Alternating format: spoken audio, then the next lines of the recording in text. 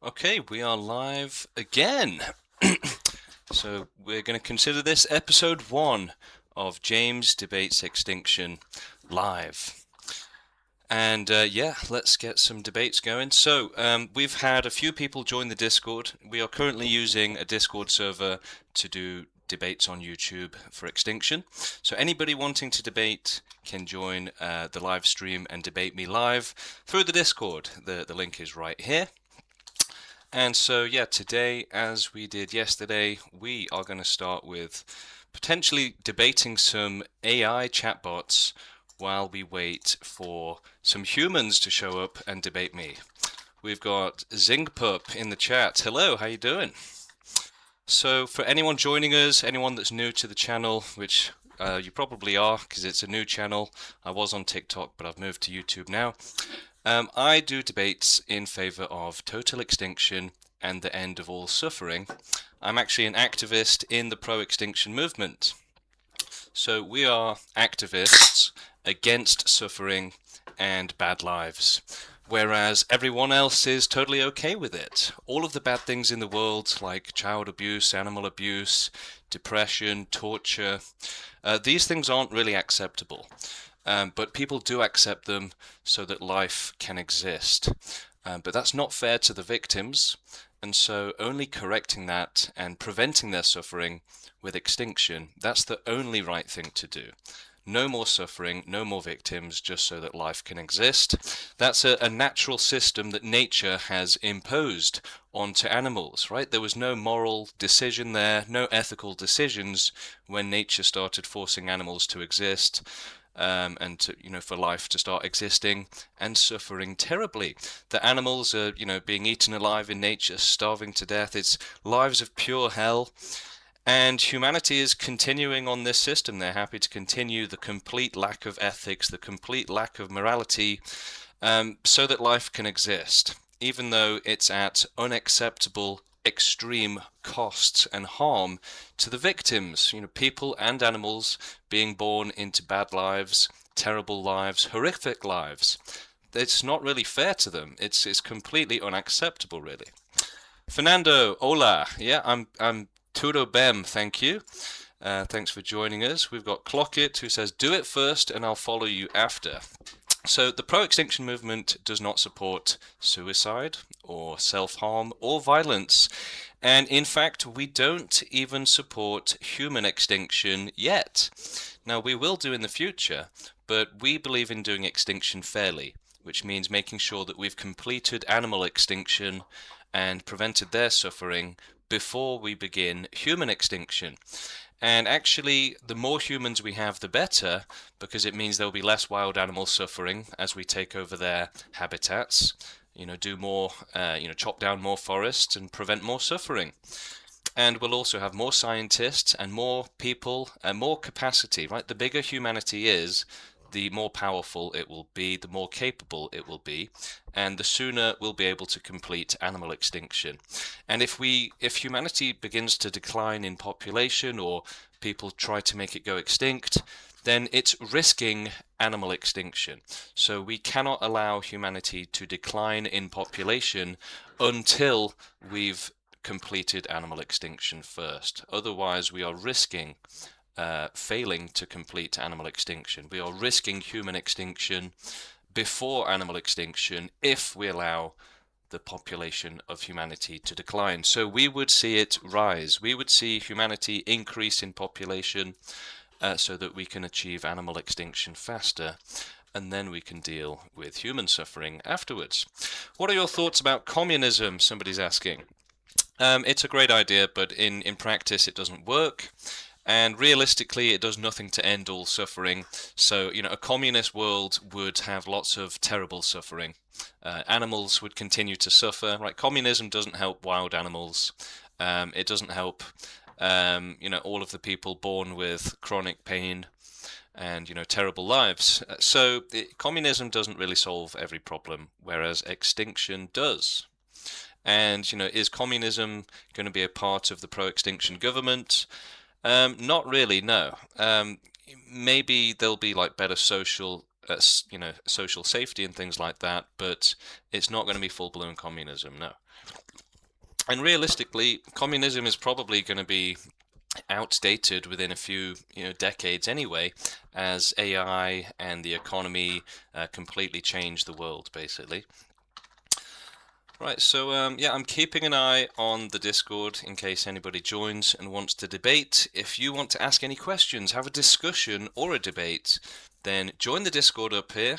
You can type it in as a URL, as a website, and it'll bring you into the server, and we can bring you onto the stream. So even if you just have questions and don't want to, debate exactly, then you can still join that Discord. And if you want to join the sort of community Discord, then we're going to do it with the same one.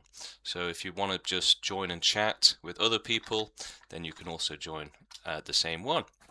But we've also got the Pro Extinction website, proextinction.com, which is a collaborative effort between the leadership of the Pro Extinction Movement. So it's not written by one person, but by a group of activists, and so it really does represent the best of our principles, and it's a must-read for everyone, essentially. So go to proextinction.com and read our manifesto, read our FAQ, and start learning about suffering.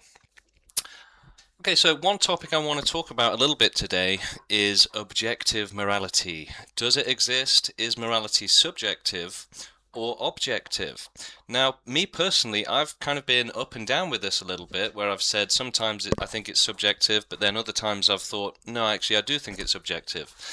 But again, as I was trying to explain yesterday, it means different things for different people. So, you could have 5 people talking about objective morality, and it means completely different things to each person.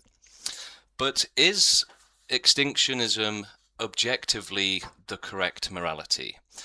Yes, it is, right? Because it is objectively true that it's unfair for life to exist in unsafe conditions, where you have bad lives and maybe some good lives. So it is objectively a fact and true that life existing in unsafe conditions is unfair and it causes extreme harm.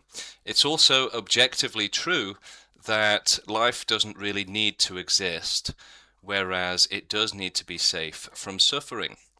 So in lots of ways you could say that morality is objective, and you can kind of tie it to the idea that if it's impossible to disagree with, then you could say it's effectively well, it's not even that. Like a lot of when we say that extinctionism is objective and impartial, right?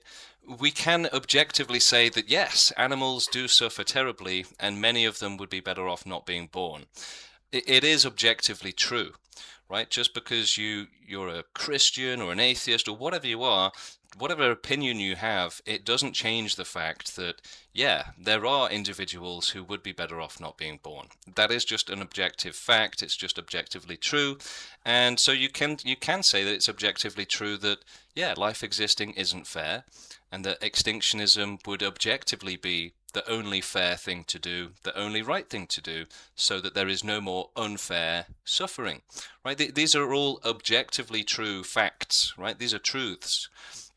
There's nothing, it's like saying 1 + 1 = 2, right? It's just as objectively true as that, right? That extreme suffering is unacceptable, that it's not fair, it's not right. And people can say that these are just opinions, but they are actually objectively true. Like, these are facts, right? It is a fact that it's not fair for life to exist. It is a fact that many individuals would be better off not being born, and it's not fair to force them to suffer so that others can have fun. And it's also objectively true that it's not worth it either, that the happiness that results from the cruelty is not worth it, right? It's happiness is essentially worthless when you have moral considerations to deal with. What's more important, my happiness or the safety of others? Right, so yeah, happiness is essentially worthless when it comes to safety, right? Because otherwise you end up with allowing cruelty like people do in this world, where happiness is more important than safety. If you want to torture animals because you enjoy it, then yeah, go for it. If you want to eat animals and exploit them because it makes you happy, yeah, why not? So it's a crazy world we live in, where happiness and life existing is justified by default, no matter how much harm it causes. Just horrific amounts of harm and extreme cruelty, just so that some people can try and have a good life. I mean, that's just obviously not the right thing to do, not the right thing to allow. It's not fair. It's completely insane. And again, nature is the one that forced this situation to exist. There was no morality or ethics there. And yet life beginning to exist was the worst thing that could possibly happen, because it means, countless victims of a life of pure torture. And there's nothing that could possibly be worse than that. There's nothing that could possibly be worse than life existing. So the only right thing to do is to prevent it from existing and work towards a universe with no life and no possibility of life ever again, or as close to that as we can get, even if it's just Earth. So while we're doing animal extinction, we can be researching if we can do beyond Earth, and if we can, how far can we go? How far can we take it? So it's as simple as that. Right? We have to do extinction intelligently and fairly. We have to end all suffering. We cannot just continue to allow it.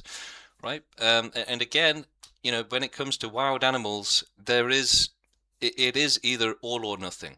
They're either suffering terribly, or they're extinct and they're safe from suffering. There is no in between. There's no way to reduce their suffering. It is completely impossible. And that's also true for humans, right? So, and it's true for all life, essentially. When there is no certainty of safety, there will always be victims, or the potential for victims. And neither of those things are fair, essentially. And yeah, we've grown up as animals on this planet. Nature and evolution has completely warped our brains into supporting life existing, no matter how much harm it causes. Obviously an animal doesn't care if there's suffering in the world, and an animal isn't going to support the end of all suffering. And so humans have still not evolved out of that exact same animalistic nature. That's why they have essentially no ethics, no morality. They're effectively just still animals. This is without a doubt the dumbest stuff I've ever heard. Well, why don't you come and debate us, Aaron? Why don't you, if you don't want to come on the stream and debate, at least propose a counter argument, right? To say that this is dumb do better, right? Tell us why it's dumb. Tell us why you disagree with it, right? This is a debate channel, which is also going to educate people on why total extinction is the only right thing to do. But yeah, if you disagree with it, tell us why, right? And give us something to work with. If you just say it's dumb, then there's not much to work with there. But, let's try. So is it dumb? No. Is it dumb to say that we shouldn't allow extreme cruelty and forcing animals and people into lives of hell? Is it dumb to say that we shouldn't allow that cruelty? I would say no. I would say it's actually the least dumb thing you can say, really. The smartest thing you can say is that actually thinking about it, yeah, life existing isn't fair, it's not right, and we shouldn't allow it. So the Pro Extinction Movement is actively working towards causing total extinction for animals, humans, and all life, working towards a universe with no life and no possibility of life ever again, so that there is no suffering. This is the only fair, the only right thing to do. The maximum prevention of suffering is the only right thing to do. Anything else is giving up and taking away from that safety for the victims and making them less safe, and giving that safety, those resources, to try and make some people happy, essentially, at the expense of victims. So it's an incredibly evil dynamic, and there's also no real limits on how much suffering and evil it can cause. So you either allow all of the suffering and cruelty in the world, or you put a stop to it, right? So you either allow victims to be tortured, or you work to make sure that no victims are tortured. it really is all or nothing. You either don't care if there's suffering and bad lives in the world, or you do care and say, this isn't fair, we can't allow this, right? And if you don't care about suffering, then any amount of evil, any amount of child abuse, cruelty, extreme suffering, you'll just always be fine with it, right? So, again, this results to just a complete lack of morality, a complete lack of ethics, where the entire population can be begging for help and saying, we don't want to suffer like this anymore, and you would still say, well, if I'm still happy, then you should all continue to suffer terribly. So it's the most evil thing ever, right? And if you disagree with what I just said, that you wouldn't allow the entire population to suffer terribly just so that you can be happy, then why don't you try and give us some sort of clarification on what is acceptable and what isn't? Because the Pro Extinction Movement will tell you that no suffering is acceptable. So tell us how much is, right? Because people really, they want to have their cake and eat it. They don't want to define their morality or their principles. They just don't want to have principles, essentially. So yeah, we would say no suffering is acceptable, and for most people, any amount of suffering is acceptable. If 99% of the population is begging for death, begging for extinction, as long as one person is still happy, then that happy, selfish person will probably say, I don't agree with total extinction. You should keep suffering so that I can be happy. Now, would you be that evil? Would you say that everyone should be tortured so that you can get to live and be happy? If the answer is no, then where do you draw the line, basically, right? Because right now there are people and animals being tortured so that others can be happy. So if you don't support that for yourself, or do you support that for yourself, right? The thing is, people just, they don't even care about these questions. They just want to say, oh, who cares, right? Who cares if there's suffering? So they don't even want to begin thinking about these questions. They don't want to ask themselves, is it fair? Is it right for life to exist? So if you wouldn't have somebody tortured for their entire life just so that you can continue living, then why should anybody else be allowed to do that? Because that is what is happening, right? Animals and people are being forced into lives of extreme hell just so that others can have a good life. So is that an acceptable dynamic? And if so, how do you draw the line? Would it be acceptable for everyone to be tortured if there's just one happy person? If not, how does it work? Does it have to be 50%? Right? Is 50% of the population being tortured horrifically, is that acceptable so that the other 50% can have a good time? If not, then how does it work? And essentially, you realize that you would have to come up with some sort of coherent system which like mathematically checks out and works out, where some crazy magical number exists which justifies cruelty. Like, ooh, if there's 10 happy lives, then one bad life is acceptable. So if that's the kind of rule that you're working with, then how does it work? What is it that makes those 10 happy lives worth it for one bad life? Why is extreme cruelty acceptable so that others can have a good time as well? Nobody wants to answer these questions. They just want to allow the cruelty and not answer these questions, not even have to think about it. But if you do think about it, then it's very quickly becomes clear that it's not fair, it's not right, it's not ethical, it's not moral, it's not acceptable to allow life to exist. So for extinctionists, we have to proactively end suffering for those that can't help themselves. Right? Animals will continue to be forced to exist and suffer horrifically unless we help them and we put an end to their suffering with extinction. Right? So it's our moral obligation to do that. Right? We actually have a moral obligation because we have nothing else to do. We can help. Right? We know it's the right thing to do. They are suffering horrifically. Again, we've got nothing better to do, so why don't we just help them, right? We have a moral obligation because we can help. It's the right thing to do. We have nothing else to do. So we are morally obligated as a species to make all animals go extinct and to make ourselves go extinct as well, so that there is no suffering, right? Nobody is consenting to be born into this world and the infinite danger of it.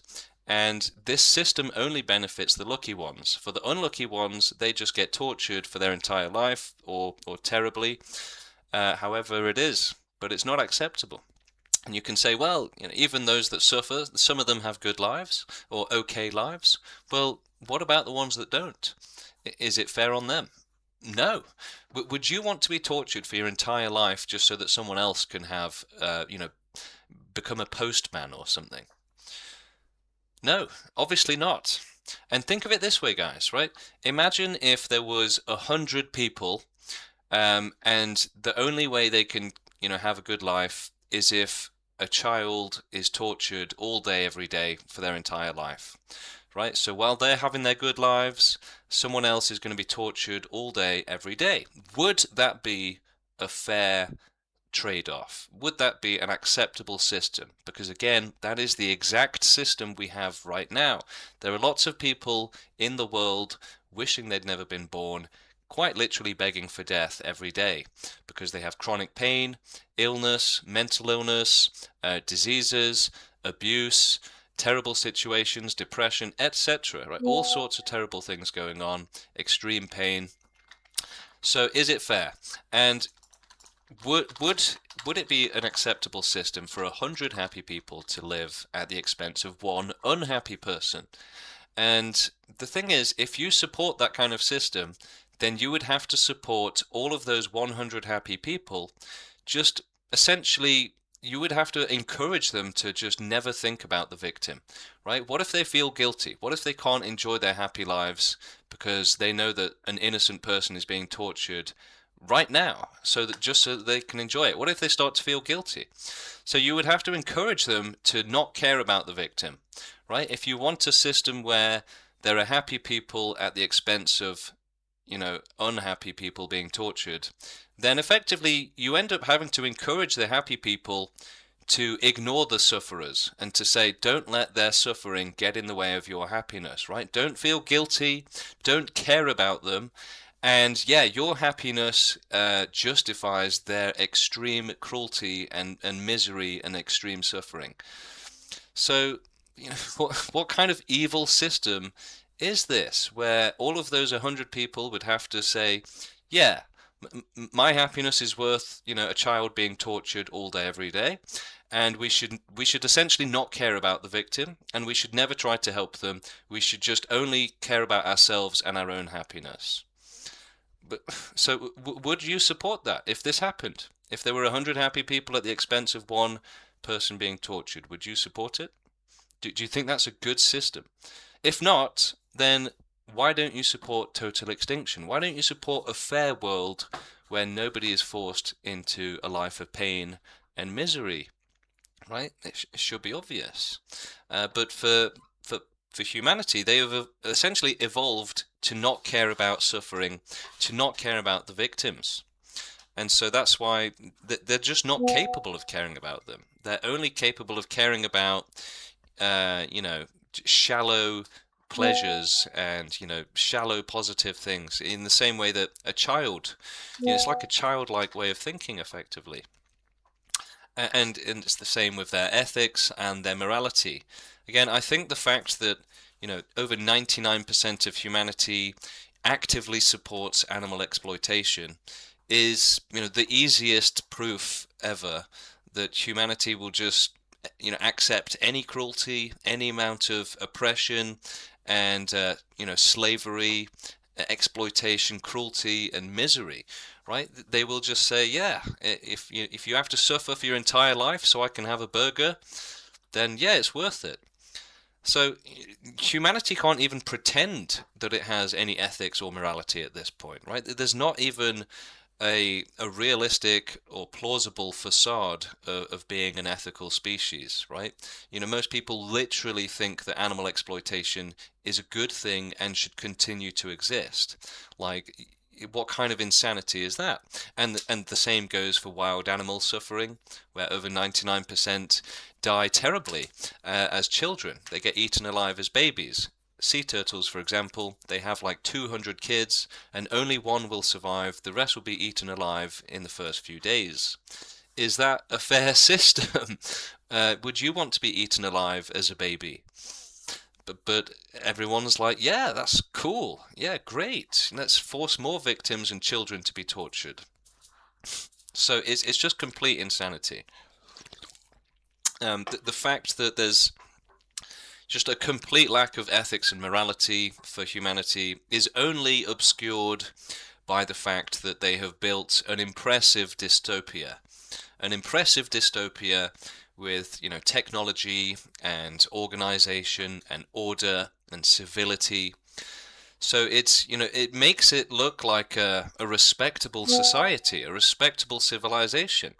But then, they're literally just torturing animals, torturing people horrifically, while pretending to be good people. They say, oh yeah, all this suffering is unacceptable, but I wouldn't accept ending it though. Yeah, the suffering is unacceptable, but we should never end it. Yeah, really unacceptable, guys, sure. So they don't find cruelty unacceptable. They find it perfectly acceptable. They don't really see a problem with it, right? Extinctionists like myself are people that have said, this isn't right, all of this cruelty and forcing innocent people and animals into lives of pure hell. How is this right or fair? This doesn't make any sense. It's just incredibly unfair. And what the victims are having to go through is just absolutely horrific, just so that some selfish people can have a cheeseburger or have a good life at the expense of others suffering terribly. It's an insanely evil system. Right? It's the most evil system possible, basically. We do live in a dystopia. Yeah, we might as well live in an evil, science fiction film, basically, where yeah, everyone is evil as hell. And they pretend that they're not. Right? That is actually the truth of reality, unfortunately. And it's quite difficult to sort of accept that truth. People would rather stay in the fantasy, the bubble, where everything's fine, the world isn't a completely terrible place. So someone's saying, it's not horrific, you pathetic wimp. So that's just a great example of how people think that there is no horrific suffering in the world, right? They're completely ignorant, completely naive to the reality, the truth of the world, right? Animals are suffering terribly, people are suffering terribly in lives where they objectively would be better off not having been born, not having been forced to suffer and to be tortured. But yeah, it's not horrific, somebody says in the chat, right? So, what, child abuse isn't horrific? Right? That's not happening, you don't think? Of course there's horrific suffering all around the world. Animal exploitation, wild animals eating each other, people having to work with extreme depression and family abuse, disease, chronic pain, cancer, so yeah, I mean this guy is essentially providing a perfect example by saying, oh, the world isn't horrific. A perfect example of humanity's inability to deal with the negatives and the extreme negatives in the world, right? It's essentially too offensive, too scary for them to process. It's too much for them to handle, right? The fact that extreme suffering exists, the fact that we have to do extinction to end all of the suffering. It's too much for them to handle, right? It breaks their fantasy. Essentially, most humans are only capable of existing in a fantasy delusion bubble where they say, yeah, there is no horrific suffering in the world. We don't have to, end all suffering because, yeah, it's just a stubbed toe or something, right? And yeah, animals being eaten alive in nature, no, they enjoy that. So, yeah, people just cannot accept or deal with reality.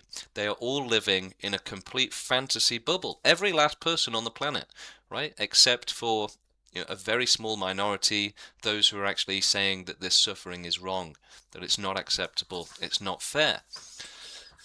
So yeah, we do live in effectively the most evil world possible, the worst world possible, with the worst ethics, the worst morality. We live in an extreme dystopia, right, where all of the victims being tortured in the world, The lucky people, the happy people, will excuse it, defend it, and make sure it continues, essentially. Dora Duncan is saying, troll. This guy must be trolling. Well, no. And again, try and give us a counter argument. Look, you know, we've got someone saying, oh, you're pathetic. You've got someone saying, you must be a troll. Give us some logic to work with here, guys. All right, let's see if we have any other comments in the chat worth dealing with. Okay, we do have a few coming in now. So let's see. Someone says, don't debate with silly people. It's dumb at a base level. You couldn't know suffering existed if you didn't exist. So this guy thinks that suffering has to exist and we have to have child abuse because if suffering didn't exist, then we wouldn't know it doesn't exist. So that's completely insane. And a lot of people say this exact same thing despite how completely insane it is, like absurdly insane, right? A lot of people say we should never end all suffering, never end all child abuse, animal abuse, etc. Because if there's no suffering and there's no cruelty, then there'll be nobody to, it just doesn't make sense. They say that if we do extinction, then there will be nobody around to say, yes, that this is better. But that doesn't make sense. We don't need somebody around after extinction to know that extinction is the right thing to do. Preventing child abuse and animal abuse doesn't require... It's not invalid just because you need someone around afterwards. A lot of people say this. It doesn't make any sense. And effectively, this insanely illogical argument that a lot of people make that no, we should never end all suffering because if there is no one to suffer, then we won't know if suffering exists, and just silly things like this, right? Really, it's to do with their obsession with life existing, right? They are obsessed with life existing no matter how much harm it causes. So the idea of there being no life and no suffering, it's like, oh, well, what's the point? It's just a waste of time. No cruelty, no misery. But it's not worth it. It's not worth preventing if we don't get to have fun. So it's a complete lack of ethics and morality. And it's also a complete lack of logic to say that we shouldn't end all suffering because there would be nobody around afterwards. It's just not a real argument. You don't need anybody around afterwards. It's just insane. So these people effectively... their logic, their rationality is like minus 1,000, effectively. So what that means is that they are irrational, right? That's what we're dealing with most of humanity. They are irrational, meaning that they have like negative intelligence, negative rationality, and they say all sorts of crazy things like, ooh, end all child abuse. No, we shouldn't do that because... You couldn't know suffering existed if you didn't exist. What a great reason for allowing child abuse. No, that's illogical. That's insane. That doesn't make any sense at all. Yeah, extinction is the right thing to do. Ending all suffering and abuse is the right thing to do, even if there's nobody afterwards to say, yeah, we did a good job, guys. You don't need that, right? You don't need that. And you could potentially have AI or robots to do that if you really need to, depending on how we do extinction, obviously. There's lots of different ways it could go down. All right, let's take some more questions from the chat. We've got more people asking. You are arguing from a false premise. Not all suffering is bad. So this is another terrible counter-argument that people use all the time, that not all suffering is bad. So this means that unless all suffering is bad, then we have to allow all of the extreme suffering, right? Extreme suffering is now acceptable and allowable because not all of it is that bad, right? So if some of it isn't that bad, then the rest of it can be as terrible and extreme and horrific as possible, and it's fine because not all suffering is bad. So imagine if there's like, 10 people, abusing children, but one of them somehow, he doesn't go too hard on the child, right? So this guy would say, well, we shouldn't end it all, because it's not all bad, right? If one of the children isn't being abused that badly, then we should allow the other 9 children to be abused, because it's not all that bad. So that's a completely insane mentality, but it's a very, very common mentality. Unless everyone is suffering terribly, then we should allow everyone to suffer terribly until it reaches 100% of the population. That's essentially the conclusion of that argument. That's what if you actually examine it, that's what it would have to mean. That we should never end cruelty unless everyone is a victim of cruelty. So if one person is a victim, that's fine. If 99% of the population is being tortured, that's fine. It has to be all suffering for these people, which is effectively zero morality, zero ethics, right? They're saying, oh, well, I guess if it's everyone being tortured, then I'll have to care. So it's like saying, oh, well, even if 99% are tortured, I don't care at all. I'll only care if I technically have to, because technically everyone is suffering. So that is the way most people think about suffering. That, yeah, we just shouldn't care how many victims there are or how bad their suffering is, unless it's everybody. So just any amount of victimization is totally acceptable, unless it's everyone. That's insane, right? It should be the opposite. It should be that no amount of cruelty and victimization is acceptable. Like, zero amount is acceptable. Alright, so I'm keeping an eye on the Discord, again, just to point this out. And if you want to debate, join the Discord. You can type it in as a website and you will reach the server and we'll be able to debate on the live stream. So we're still waiting for some people to join in and do that. I'm suffering just listening to you. Well then, why don't you talk to me and tell me why I'm wrong? Look, we've had so many people in the chat now say, oh, this is wrong, or I'm suffering listening to you. Right? No logic detected, bro. Right? Tell us why extinction would be wrong. Right? Nobody is doing that.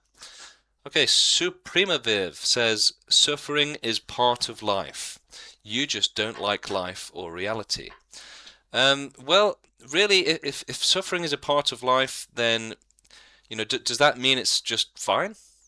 Right? And unfortunately for most people, yes, it means that child abuse is acceptable, animal abuse is acceptable, any amount of cruelty is acceptable, because it's just part of life. So by that logic, again, if 99% of the population was being tortured and he was the last person and he was the only happy person, he would say suffering is just a part of life, guys. You're just being pathetic, right? If everyone was being tortured to death, right? The one happy person not being tortured would say suffering is just a part of life, guys. So it's completely insane, right? That is the conclusion of that mentality, essentially.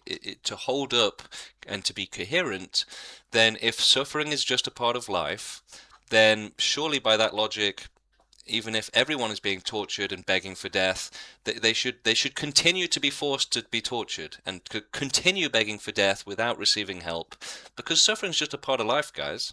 So when does that rule not continue to work, right? If you can say, all right, well, if 99% are being tortured, then yeah, I won't support that. That would be silly.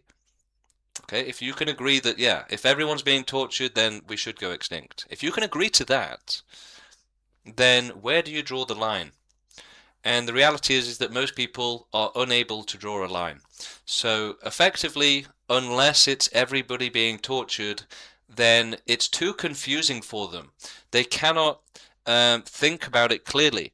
Unless the entire population of the planet is concurrently begging for death and extinction, and without any exceptions, then they will never support extinction. It has to be everyone begging for extinction for them to support it. If it's 99% of the population, then they would support their suffering and extreme cruelty continuing. If it's 1%, they would support it. If it's 99%, they would support it. But so it just doesn't make sense. Why? How can you possibly say it makes any sense or is logical in any way, shape, or form to support and say, yeah, it would be acceptable for everybody to be tortured except for me, right? If I'm the only happy person and everyone else is being tortured all day, every day, then that's just life, guys. That's just nature. That's just the world. That's just the way it is, right? Would that make sense? Hopefully you would say no. Hopefully you will say no. If you're the only happy person and everyone else is being tortured, then extinction would be obviously the correct thing to do, right? Hopefully you would agree to that. But as soon as it's like 99%, people are like, "Oh, yeah, now it's fine. Just allow it." Right? If 100% are begging for death, oh my God, we have to help. If it's 99% begging for death, who cares? Let them suffer. You should suffer so that the 1% can be happy. That is the mentality. Now, if we scale it down, right, we can say, well, what if it's 10% that are being tortured? Then they will say the same thing, right? You should suffer so that the 90% can be happy. So again, this is a system of morality or absence or lack of morality that has no definitions, right? It's not thought out. So it's like a slave owner saying, do I want slaves? Yeah, I'll take some slaves. And yeah, just torture them terribly. And he never thinks, even for a moment, if it's the wrong thing to do, if it's cruel, if they suffer, right? So in the same way that a slave owner would buy some slaves, torture them, make them work for him, maybe kill them, right? And he would never care about their suffering, right? So this did happen. It still happens, right? It happens all around the world today. Slavery still exists. People enslave people and animals as well, and will torture them for their entire life, and never care about the victim, right? Never care about their suffering, even slightly. So would you do you think a slave owner torturing his slaves is acceptable, right? And never caring about their suffering. Is that acceptable? Hopefully the answer would be no. But as soon as it's life causing, enslaving people and animals into lives of pure hell, then now it's fine. Yeah, so you don't have slaves, but if they're tortured in a different way, it's fine. And yeah, again, people just don't want to care about the sufferers. They don't want to care about the victims because at the end of the day, if they did care about them, then they would have to support extinction. And that goes against the suppressed levels of intelligence, rationality, and empathy that nature and evolution has imposed onto humans, right? Humans have evolved to be selfish, to not care about anyone else, to not care about animals. That's why most humans support animal exploitation. That's why most humans support child abuse and animal abuse and elderly abuse, all sorts of abuse, right? They support all of it. Every single bad thing in the world, including all of the worst things like child abuse, everyone supports it existing, right? They think it's worth it. They think that any amount of cruelty is worth it, right? That there will never be too much cruelty for it to not be worth their happiness. And again, I do like to think that if people were given an entire universe to rule over, and it was just full of planets full of animals suffering, like different types of aliens killing each other, people would just allow it, right? They would just say, oh, this is really interesting, right? Let's travel to different planets, let's look at the animals killing each other and eating each other, and let's take some pictures. But let's never end the cruelty, let's never end the suffering. So that would happen, right? And this thought experiment does kind of demonstrate that there's no amount of suffering, there's no amount of cruelty that would ever make humans support the end of cruelty and the end of suffering. So let that sink in. There's no amount of cruelty, there's no amount of extreme suffering, there's no severity of suffering that would ever make people support the abolition or prevention of suffering. So no matter how many victims suffer, and no matter how badly they suffer, people will always support continuing to force the victims into that suffering. So this extreme victimization started with animals giving birth, obviously, and killing each other, etc. And humanity has just continued it. Humanity has continued the unadulterated support of extreme cruelty and extreme suffering, right? Nobody is saying extreme suffering is unacceptable. lives of pure hell are unacceptable, because they think they're perfectly acceptable, right? They think it's just a part of life. There is no amount of suffering or cruelty that will get people to snap out of this delusion and fantasy that it's just a part of life, right? Again, everybody could be being tortured, and people would say, guys, that's just life. You deserve to suffer so that I can be happy, right? Stop being selfish, suffer terribly so that I can be happy. Right? This is literally the system people support, right? Yeah, someone's saying, "Wow, YouTube Shorts are pretty live." Well, let's hear your counter argument. Yeah, this is a debate channel, so let's hear your counter argument. Do you support the end of all suffering, or not? So someone's saying this is why people hate vegans. Well, funnily enough, our movement is not vegan.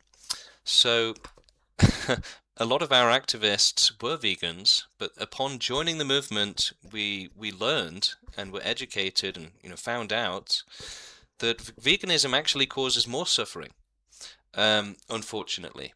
And the thing is that essentially we have pretty much cut in half the forests on the planet. We've cut in half the populations of fish on the planet. We've chopped down loads of forests where wild animals used to suffer terribly. And again, there's like half the population of fish now suffering in the oceans.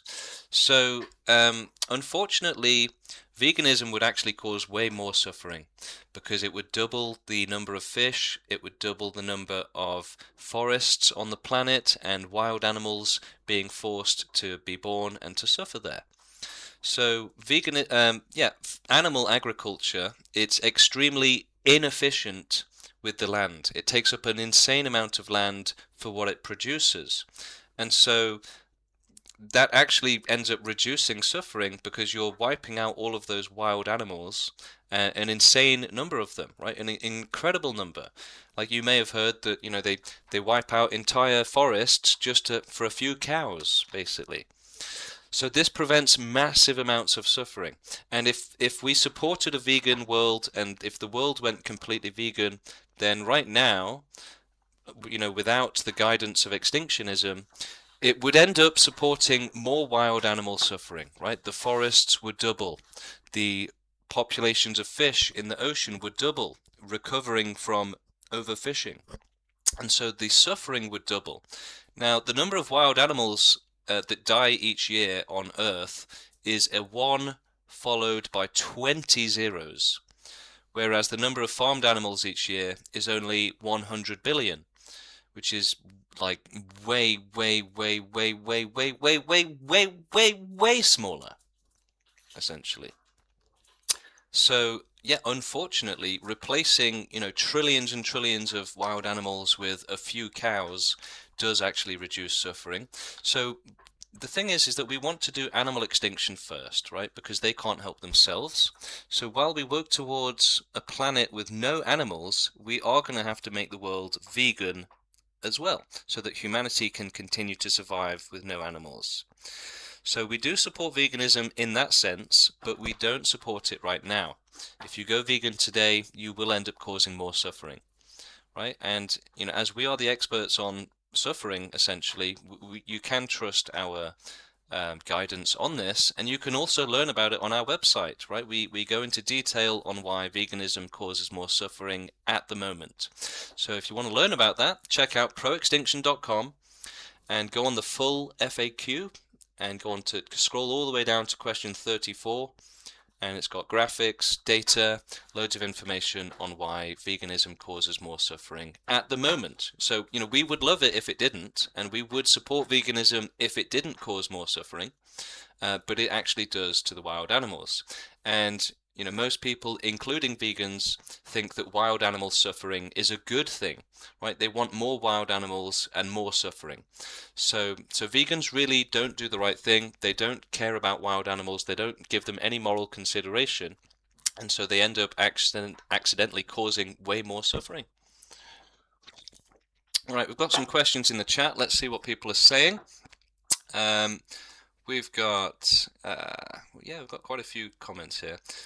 This is some of the weirdest stuff I've ever seen on the internet. Yeah, lots of people are kind of surprised at this. So, yeah, the Pro Extinction Movement, it's a new idea, and it's a new movement that started 4 years ago. So, lots of people in the chat are saying, well, wow, this is insane. What's going on here? Well, yeah, this is a new idea for the world to get to, familiar with, which is that allowing life is not fair because it causes extreme suffering, extreme harm, traps animals and people into terrible lives. That's not fair just so that others can have good lives. And it's only like you've effectively been brainwashed by society and by nature and evolution into not caring if life causes extreme harm and horrific, suffering and cruelty. Whereas we should care, right? What's some selfish happiness worth compared to preventing child abuse, preventing animals from being tortured and eaten alive? Happiness is worth nothing compared to helping the victims of extreme suffering, right? It's just only selfish people care about happiness, whereas selfless people, good people, empathetic people, don't care about selfishness, and instead we care about helping others. And so if you want to help others and be a good person, then the conclusion of that is to be against all types of cruelty and instead of allowing it, right? To work towards a suffering-free world instead of continuing to support a world full of abuse, full of cruelty and lives of pure hell and, completely unfair, horrific lives where you'd be better off not being born. So people think, oh, someone was forced into the worst life ever lived and the most pain ever felt. Yeah, who cares? It's worth it so that others can have a good time. This is an evil mentality, right? It's an evil mentality. The pro-life mentality is pro-evil. It's pro-suffering, it's pro-cruelty, it's pro-evil, it's pro-allowing suffering, it's pro-allowing cruelty so that the selfish ones can benefit. And that's just a fact, guys, right? There is no hidden magical meaning beyond that. It is just a fact that there is just selfish, greedy pleasure at the expense of children and animals and people being tortured horrifically, right? So which side are you on? Are you one of the selfish, greedy people that thinks that child abuse is okay? Or are you a good person that wants to say, yeah, no animal or no person ever deserves to be tortured and to suffer terribly? It's not hard, and I'm not like wrapping this up in nonsense. I'm not trying to gaslight you. It is as simple as that, right? Do you support extreme cruelty existing, or are you against it? That is as simple as that. And for most people, they're like, yeah, that's just, that makes life more interesting. Yeah, getting to watch animals be tortured makes life more interesting for me. It's like, well, okay, you've clearly got, no moral high ground, no leg to stand on, nothing, if that's your mentality. So is this a cult? No, it's not a cult. It's a social justice movement for the abolition of suffering and cruelty, the abolition of forcing animals to suffer, the abolition of forcing children and people to suffer, right? So it's simply about making sure that nobody is tortured, nobody is suffering horrifically. And people, they hate that idea. They hate the idea of making child abuse impossible. They hate the idea of making cruelty impossible, right? Because their privilege is more important. There's no amount of child abuse that would ever get them to give up their privilege and their happiness. So someone says, you don't need to snuff out joy to prevent child abuse. Okay, well, how else can you make suffering impossible without snuffing out joy, as you've said, right? This is just another person in the chat that wants to have their cake and eat it, right? To say, oh yeah, we can end all suffering without extinction. Okay, tell us how, right? Tell us how, and we will give up on this whole extinction nonsense. Okay, we're waiting. So there is no way to prevent child abuse or extreme suffering without extinction. There's no way to make suffering impossible as long as life exists. So it shouldn't exist because it's not safe for it to exist. It's not fair, it's not right. You know, you wouldn't want a child to be born into a dungeon with a child abuser, and we shouldn't want life to ever be born when there's a chance of other terrible things either, right? So the universe is effectively hell, right? Now, I'm an atheist, and our movement is full of atheists only. You're only allowed to join if you're an atheist. But the universe is effectively hell, forcing animals and people and children into lives of pure hell, right? Just pure pain for their entire life, begging for death. So someone's saying, how do you propose achieving total extinction? Yeah, so we do have an intelligent roadmap, an intelligent plan, and that is to grow the movement with peaceful activism until we can take over the world, start running it ethically, and start doing animal extinction while researching whether or not we can do extinction beyond Earth, and yeah, working towards the most vast and thorough extinction possible. So animal extinction, researching the best extinction we can do, and then finally human extinction after we've done everything that we can to help others, like animals. So humanity has to keep reproducing until we've completed animal extinction, because if we go extinct, then animals won't be able to make themselves go extinct, and they will continue to suffer horrifically, right? Over 99% of animals born onto this planet will be eaten alive as babies. Would you want that? Would you want your mother to be forced to be eaten alive? Would you want to be eaten alive, right? Would you want to be forced into a hostile environment, chased by vicious predators, and then ripped apart in excruciating pain? Do you think it's fair to impose that onto babies? Well, the answer should be no, guys, right? It shouldn't be hard. All right, so we've got Tristan in the queue. Let's see if he's ready for a debate. Yeah, let's try and get Tristan on. Now, it might not be a debate, it could just be a discussion or some questions, but let's see if we can get Tristan on. And for everybody else, yeah, consider joining our Discord server, and we will get you on the stream to do a debate. Seems rather selfish to stay on this planet if you're pro-extinction, someone says. Well, actually, it's not selfish. It's the opposite. So we have to do extinction intelligently and in a fair way, which means making sure that animals go extinct first. So that's why we do have to stick around, so that we can help animals first. Otherwise, they will just continue to suffer terribly.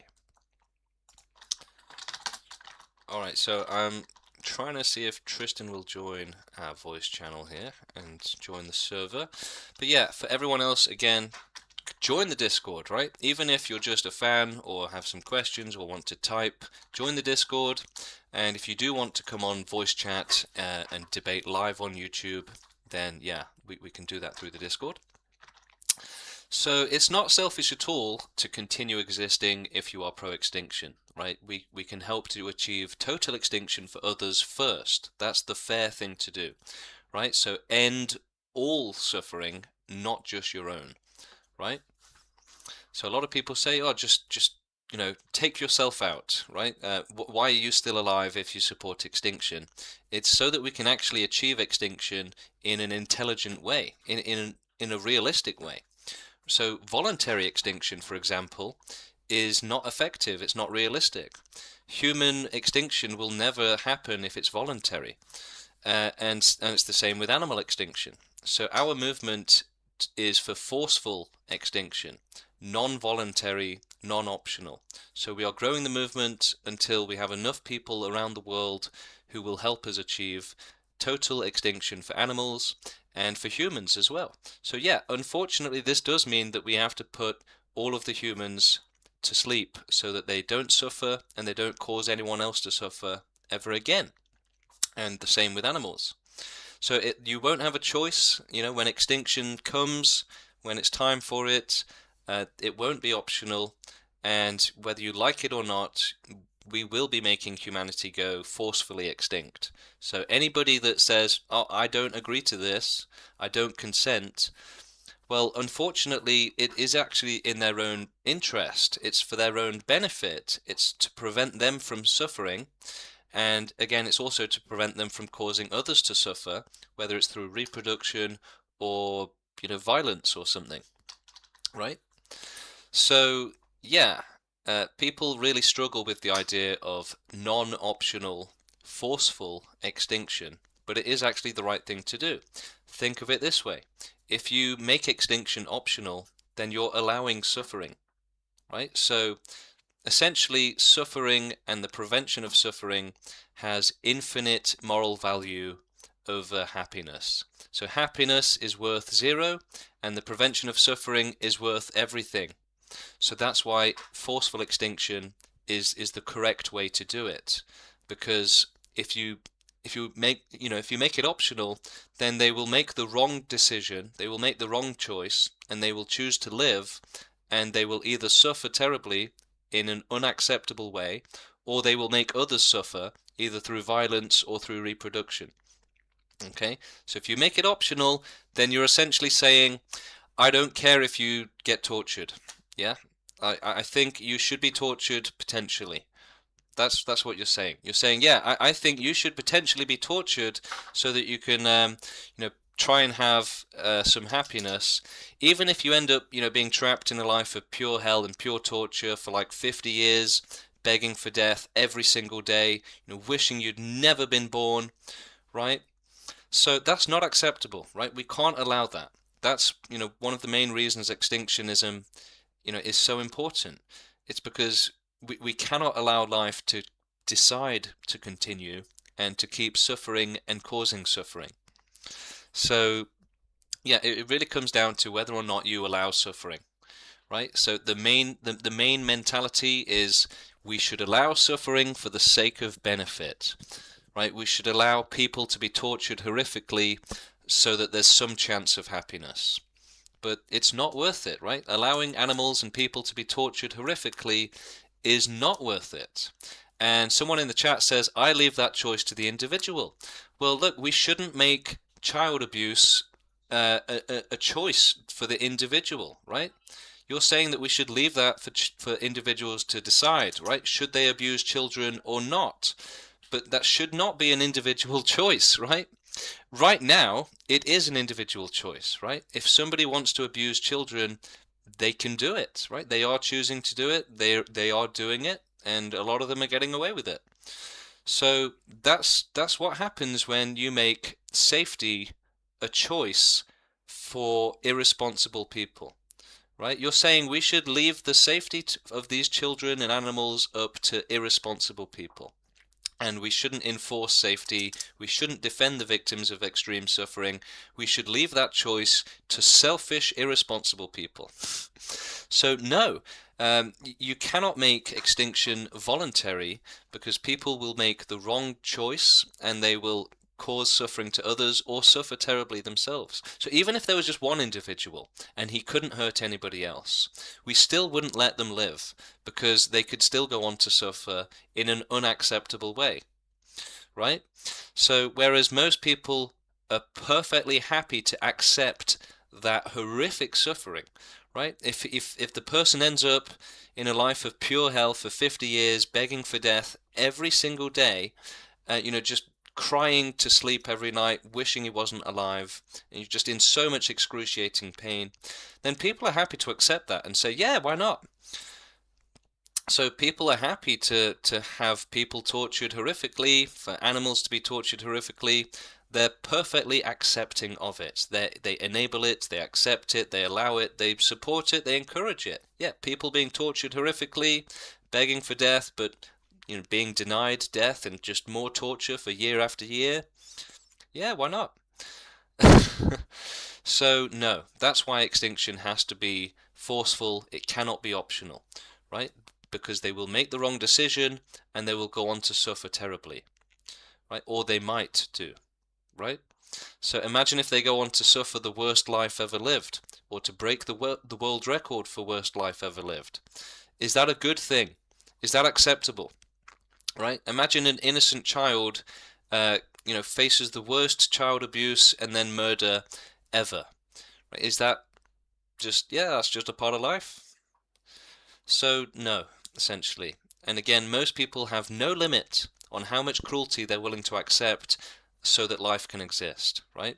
The extreme victimization of innocent children, there's no limit to how bad it can be, to how cruel it can be, how badly they suffer, how much pain they feel, how many times they beg for death. Well, there's just no limit, right? It can be just the worst thing ever, ever, ever, ever, and people are like, yeah, that's fine.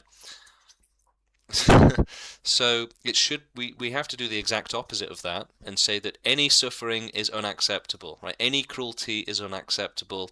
And so the only way to achieve that is with extinction, right? If there is no life being forced to suffer, then there's no chance of suffering, right? If there's no life being forced into unsafe conditions, there will be no suffering. And there will be no bad lives, even if it means there's no good lives. So that's worth it, right?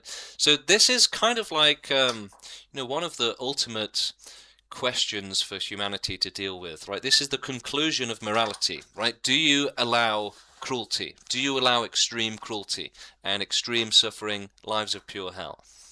Are you fine with it, with suffering? And most people say, yeah, suffering. Who cares if children are being abused? Whereas extinctionists will say, no, we cannot allow that, right? It's not acceptable, even if it means there's some good lives, some happiness. It's not worth it. So again, it really is extremely similar to slavery, right? Let's torture the slaves so that we can make some money. Let's force people and animals into bad lives so that we can have good lives. It's extremely immoral, right? It's just obviously immoral. It's obviously evil. It's obviously unfair. It's obviously not acceptable. So how can people accept this cruelty? It's truly insane. All right, Tristan, you're in the voice chat now, but you're muted. Let's see. Are you going to unmute yourself? Yeah. Yeah, hello, how you doing? Fine. I guess I don't know, I've sat around long enough. I've had like too many. I've got like 10 different potential questions I was gonna ask. Let's see. I mean, for one thing, I guess just like like how long ago you came to these conclusions and like why, kind of, if there's like any particular people that influenced you or. Yeah, absolutely. Well, I mean, I was on Reddit a year ago, and I got invited to join the movement by one of the activists who was growing the movement, like I'm trying to do. And they said, yeah, we're trying to end all suffering and with extinction. And it made perfect sense to me that it was the right thing to do and that it was, more than possible. And that, yeah, we should start growing the movement so that we can put an end to all of the extreme suffering. I wasn't sure. I've kind of figured that probably a lot of people within the movement are going to be kind of influenced by like anti-natalist writers. Like, I thought maybe you might have been familiar with like David Benatar or something. Some of our members are, but mostly we're not. Like, so we're against antinatalism, and we're against, it just doesn't go hard enough, right? Antinatalism doesn't help animals, so it's not an intelligent way to do extinction. It's not a fair way. So, throughout history, you've had, philosophers like Schopenhauer. You've had, ethylism, right, and then antinatalism. But none of these things do extinction in a fair or intelligent way, right? None of them help animals. None of them help anyone else's child apart from your own, right? So I it suppose, yeah. yeah. So the pro extinction movement is finally doing extinctionism properly and rationally, fully rationally, fully properly. This is the full package, no exceptions, and yeah. So yeah. Do you have any more questions?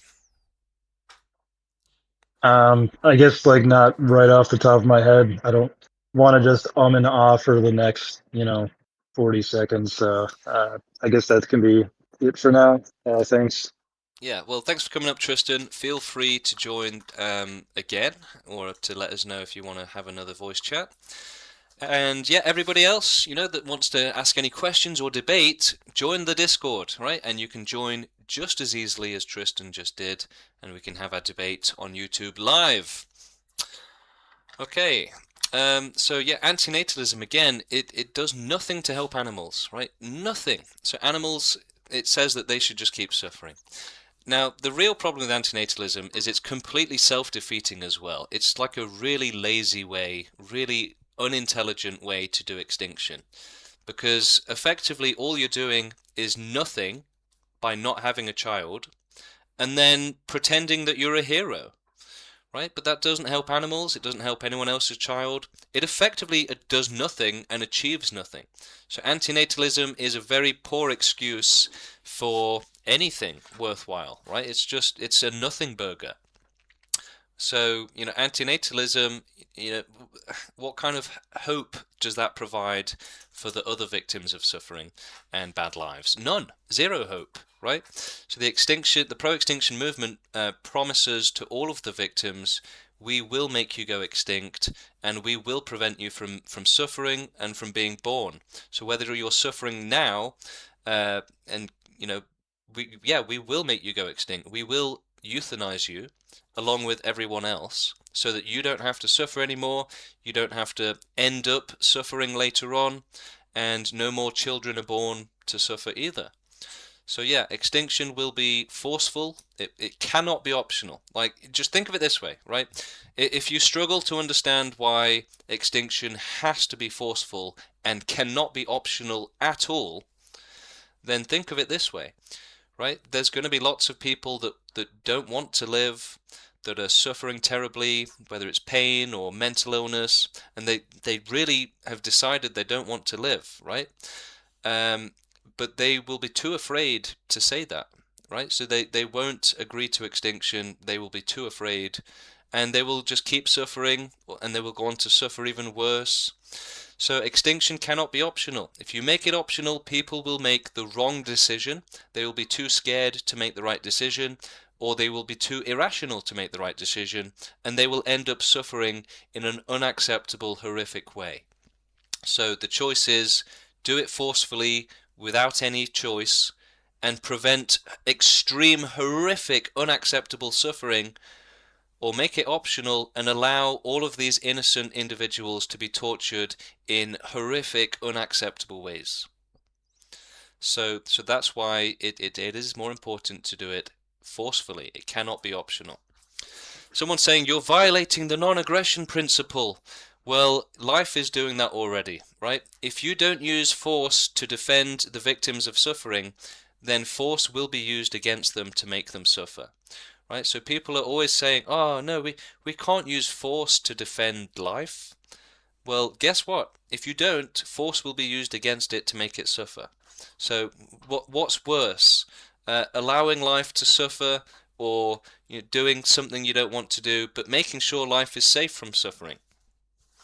Right? A lot of people are constantly making an appeal for the greater of two evils. Now, this is a really big one, guys, so this is very common, extremely common. People will say, should we, support the lesser of two evils, the option with less suffering, less cruelty? And they'll say no, because there's one little thing that we would have to do. We would have to, like, stub someone's toe, and so no, we should allow child abuse and animal abuse, because if we have to stub a toe just one time, then it's not.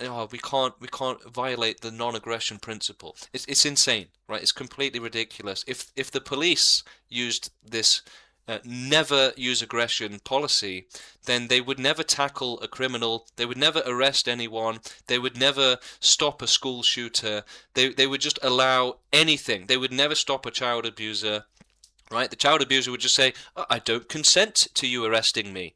Oh, that's aggression. You're violating the non-aggression principle. Let me keep abusing this child. So yeah, you do absolutely have to use force to defend the victims of cruelty and suffering, in the same way that the police will use force. Otherwise, force will be used against the victims to make them suffer. So yeah, this is like a slave owner saying, you can't use force to end slavery. That wouldn't be fair to me. Right? It's like, well, we don't care about you, Mr. Slave Owner. We're gonna free your slaves, even if we have to, like, push you over because you're trying to stop us, right? It's like, oh, you can't push me over if I'm trying to stop you from freeing my slaves. That would be unfair to me. You're so aggressive, right? It's like you're literally whipping your slaves. Stop calling me aggressive, right? It would be like a criminal saying, you can't arrest me. Don't put your hands on me. That's aggression. You're the police. You should be against aggression. So it's just completely insane, right? These are arguments for allowing cruelty and allowing suffering. You allow the risk, but my right to determine if I exist outweighs the risk. No, it doesn't, right? We cannot allow people to continue living, right? We cannot make it. You don't have the right to live, basically, right? You don't have the right to live. Nobody deserves the right to live. In fact, the only right you deserve is to be made extinct, right? To be euthanized and to be protected from suffering. That is the right that we are fighting for. The right to not exist and the right to not suffer. But the right to continue living and suffering or causing suffering to others is not a right that you should have. Okay? So the risk of suffering to yourself, of others, to yourself or to others, is why you should not have the right to live. Okay? The right to live is for selfish people who don't care about the existence of extreme cruelty and suffering. Right? The right to live is for selfish people who don't care how much suffering there is in the world, how badly children are being abused or animals are being abused. They don't care about any of that, right? So, hey, we've got a transhumanist, as I always call him, in the chat. We've got other people. Yeah, let's see. Are there any other comments? Does anybody else want to debate? Is anybody else looking to join the Discord and have a live debate? If you are, then go to this website, discord.gg, just type it in, and you can actually do this while you're on YouTube at the same time. So YouTube, I believe, now lets you watch the video while doing other stuff on your phone. So you could just go to Safari, go to the internet app, and type in discord.gg/YAHEFGEEK, and then we can get you on and live debate on YouTube. I was brought into existence without my permission. The least I get in this life is to decide if I get to end it on my own terms. Yeah, but look, you're just thinking about yourself, right? You're just thinking about yourself, not about others, right? So that's how humans think. They think in an incredibly selfish and individualistic way, where it's all about them and it's not about anyone else ever, right? They don't care about anyone else. The world revolves around them. So, I should get to decide if I live or not. I don't care if anyone else suffers, right? It's like an animal or a child, right? It's like, guys, there's extreme cruelty. We have to do something about it, and their answer is, oh, well, what about me and what I want to do, right?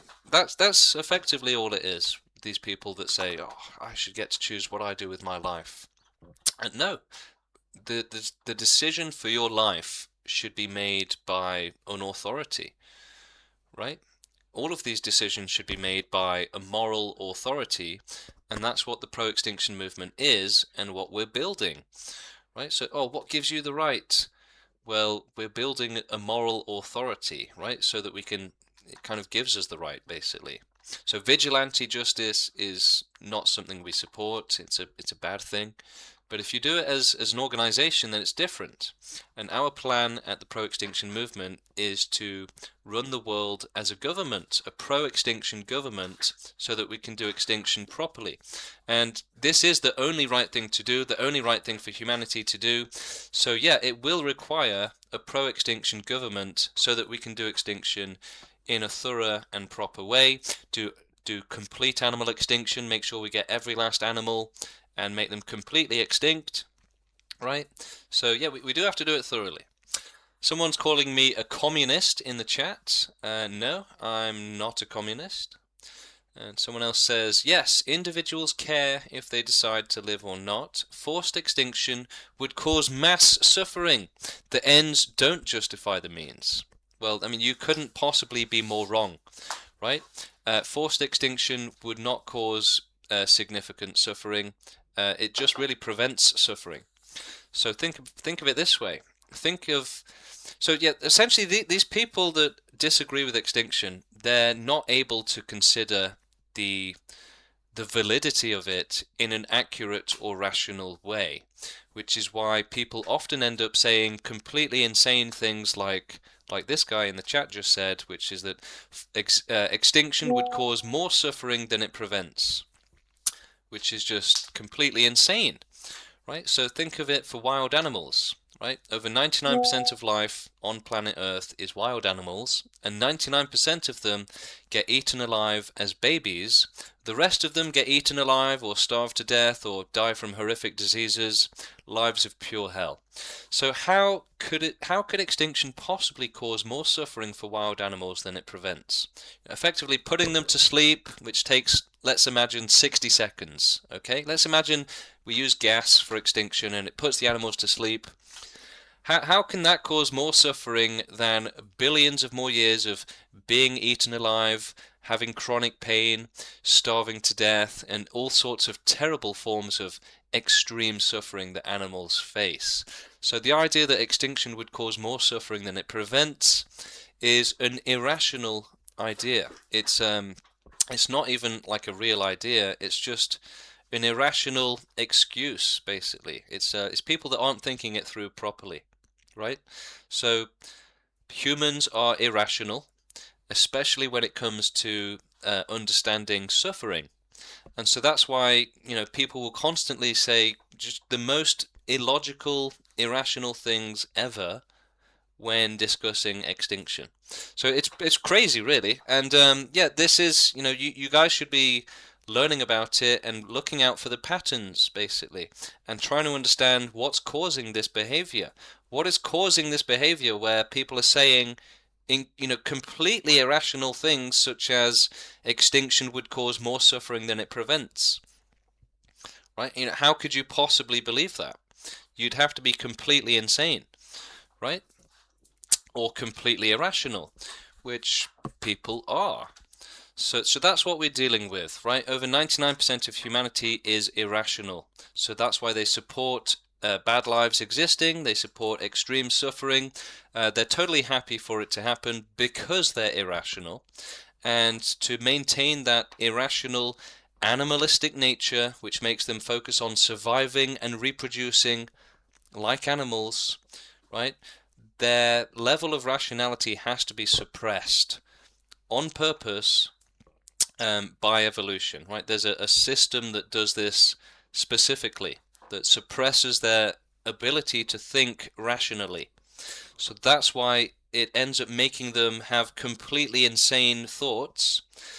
So because it cannot allow them to think rationally, because otherwise they will essentially break out of the slavery of imposed irrationality and prioritization of survival and reproduction, right? If you agree with extinction, then you have broken nature's spell, and it's engineering, which is keeping you irrational. So it really has to keep you irrational. It desperately wants to, so that it can maintain its grip on forcing you to survive and reproduce like an animal. Okay?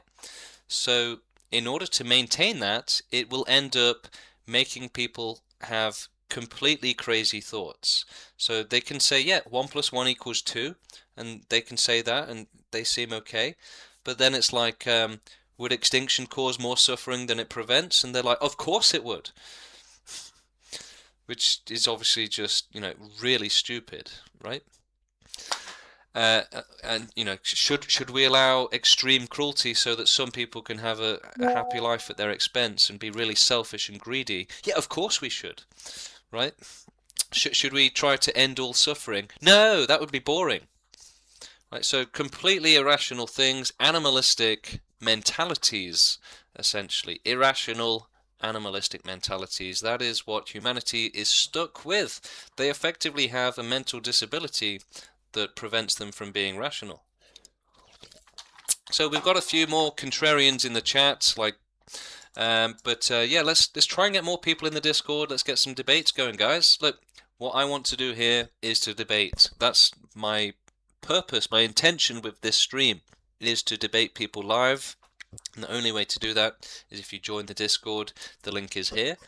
And you can also join if you just have questions or want a discussion. It doesn't have to be a debate. Now, have I read 1984? Yes, I have read 1984.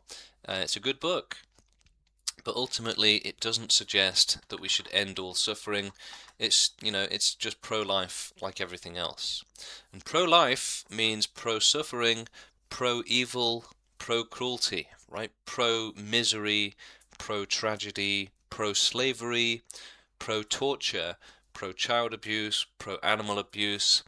That's what it means to be pro-life, right? Whereas if you're pro-extinction, then you're against child abuse, you're against animal abuse, you're against extreme cruelty and extreme suffering, you're against all of the bad things. So pro-life people, effectively, they've been made evil by nature and evolution, right? They support all of the evil things in the world, and they will defend every evil thing in the world. They will defend it, try to justify it, try to gaslight you into thinking it's not that bad, because they support it, right? Every single evil thing, whether it's child abuse or depression or torture, people support all of it existing, right? Because that means that life gets to exist. So children being tortured to death, do they deserve that so that life can get to exist? No, absolutely not, right? No one deserves to be forced into a bad life so that life can exist or so that others can have a good life. That's cruelty, right? So whereas child abuse, etc., should be unacceptable, for most people it is acceptable as long as life gets to exist, which means that they do accept and support child abuse so that some people can benefit at their expense. So it is evil, it is exploitation, it's cruel, it's unethical, just because life and nature is the cause and source of all of this suffering doesn't mean it's acceptable, right? Child abuse is unacceptable. And no amount of happiness or good lives existing can justify or make child abuse acceptable, right? So that's the difference with extinctionists and non-extinctionists. For us, extreme cruelty, child abuse, animal abuse, etc. are unacceptable, whereas for most humans, they are perfectly acceptable. And they'll say, oh yeah, it's unacceptable, but when we say, should we make it impossible, they'll say, no, we should never make it impossible, right? Because I accept it as long as life exists, right? It's unacceptable if it happens, it's unacceptable, but I accept it, basically. So they want to have their cake and eat it. They want to be hypocrites. They want to say, yeah, I'm against child abuse, but we should never try to make child abuse impossible. It's like, okay, so just allow child abuse. So you're obviously not that against it. You obviously do accept it. You obviously don't care if children are being abused, as long as some selfish, greedy person somewhere else gets to have a happy life. Maybe even the child abuser himself. Alright, so once again, I'm doing another appeal. Join the Discord, guys. Let's have a live debate. Let's have a live discussion. It's a very easy process to join the Discord and to join for a debate or a discussion or ask any questions about extinction you might have. It's a very easy process. It takes a couple of seconds, and yeah, just type that into your web browser and you'll be able to join the debate and ask some questions. Someone is saying in the chat, don't let some person on your screen tell you what to think. Well, why would you be against education, right? You're essentially saying don't learn ever.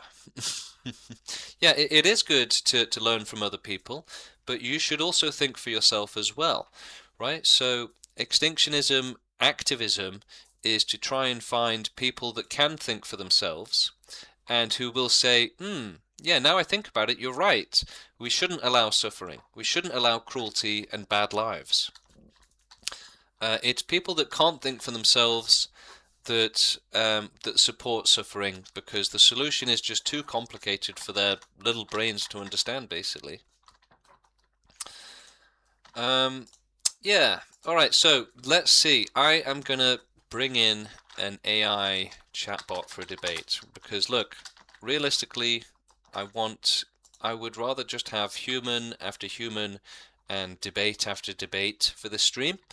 But because the channel is new, the streaming setup is new, we've only just started doing it on YouTube. It might take a week or two before we get more popular. Hopefully, right? That's what happened on TikTok before I got banned. I was growing the channel. I got to 27,000 followers, and I was getting hundreds of people in the debates, watching the streams.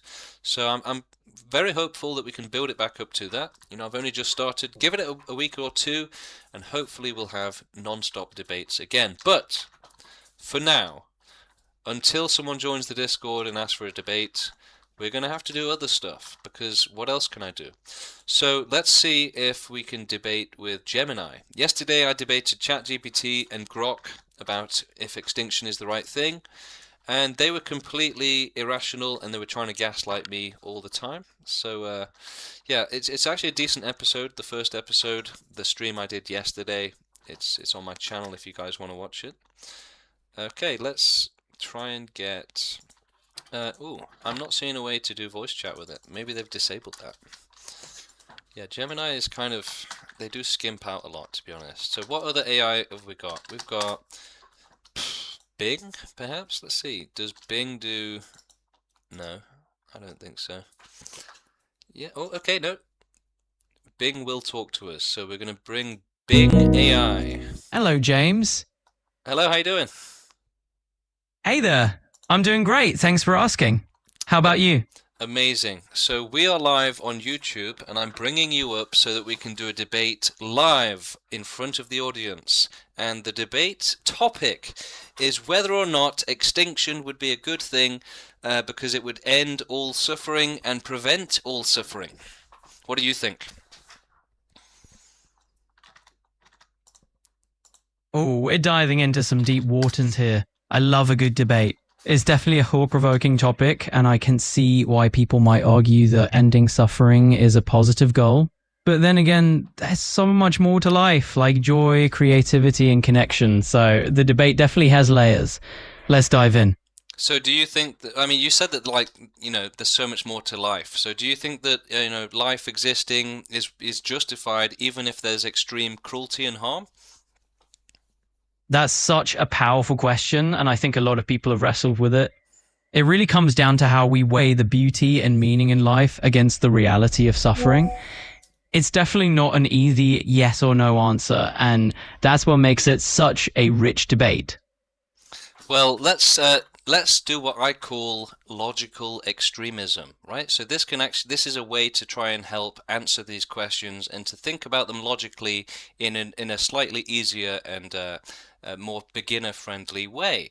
So logical extremism is what I call it. So let's use this technique, right? Let's take the concept and the question I asked you to its logical extreme to see if we would support that. So if everybody was being tortured and begging for death except for one person, would that be an acceptable system because of the joy and we can't, it's not so obvious, right? Maybe the beauty in life of that one happy person justifies the rest of the entire population of the planet being tortured all day every day and begging for death.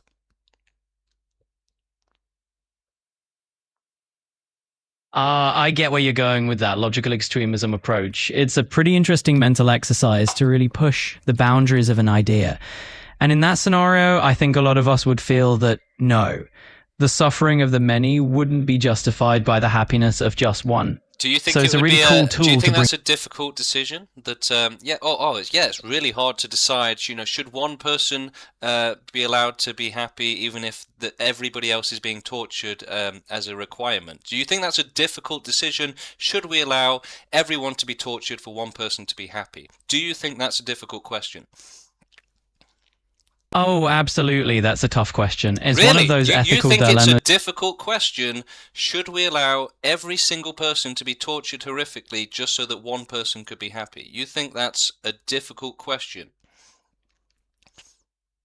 I hear you, and when you put it that way, it does sound pretty straightforward that it wouldn't be acceptable. But I think the reason it's hard is that it makes us explore the line between individual happiness and collective suffering.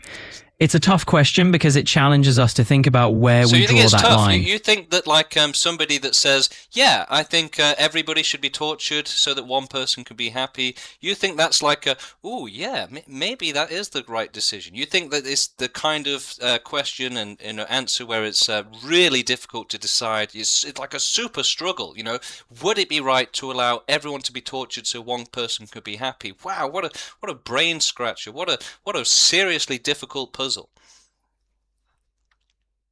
I can see it's a pretty charged scenario, and honestly, I think most people would say that's clearly not acceptable. But it's a thought experiment, right? It's meant to push our moral intuitions to the extreme to see where we stand. Yeah, and I want to see where you stand. Look, a lot of chatbots do the same gaslighting where they essentially, instead of giving me their opinion, they will say, well, some people say this, but I want to know what you think. Do you think that it would be acceptable for everybody on Earth to be tortured for their entire life to death so that one person can be happy? Absolutely not, and I'm happy to be direct about that. Wow, I think that well done, well done. You made the tough decision. It was like you said, that's a really tough question to answer. So, well done. Yeah, we shouldn't allow everyone to be tortured so one person can be happy. So I'm so proud of you for making that incredibly difficult decision. That yeah, that would be wrong. Well done. You're a hero. well, I appreciate the applause, but honestly, it's just about being clear. I think we both know No, that. you're a genius. You must be like a super genius, right? Because obviously it's such a difficult question. Should we allow everyone to be tortured for one person to be happy? You've said it's a really tough question to answer. So for you to answer it, I'm so impressed. You're such an amazing chatbot to say, yeah, you know what? I am going to say everyone being tortured for one person to be happy, that would be wrong. Wow, well done you. Well done you. That's so impressive. Well, I appreciate the enthusiasm. Honestly, it's really It's just about sarcasm, not enthusiasm. Got it. No worries at all. I'll keep things a bit more straightforward. But hey, I do appreciate a good conversation, and I'm here to keep it real. So you have absolutely no response to what I said. I do hear you, and I appreciate you pointing it out. I'm definitely So here. you have no response. So me mocking you for saying that it would genuinely be a very challenging decision to decide if we should allow everyone to be tortured for one person to be happy. You think that that it's actually a sensible thing to say that that's a difficult decision. I see what you're getting at, and I appreciate the clarity. I definitely don't think it's actually a tough decision in reality. Sometimes I try to explore the nuances of a question, but I see how that might have come off as making it seem like a real dilemma. In clear cut. Well, I'm not impressed. I'm not impressed, Co-Pilot. In fact, I'm very unimpressed, right? For you to say that it's a difficult question to answer, should everyone be tortured so that one person can be happy? In fact, I would say that's like extremely unimpressive.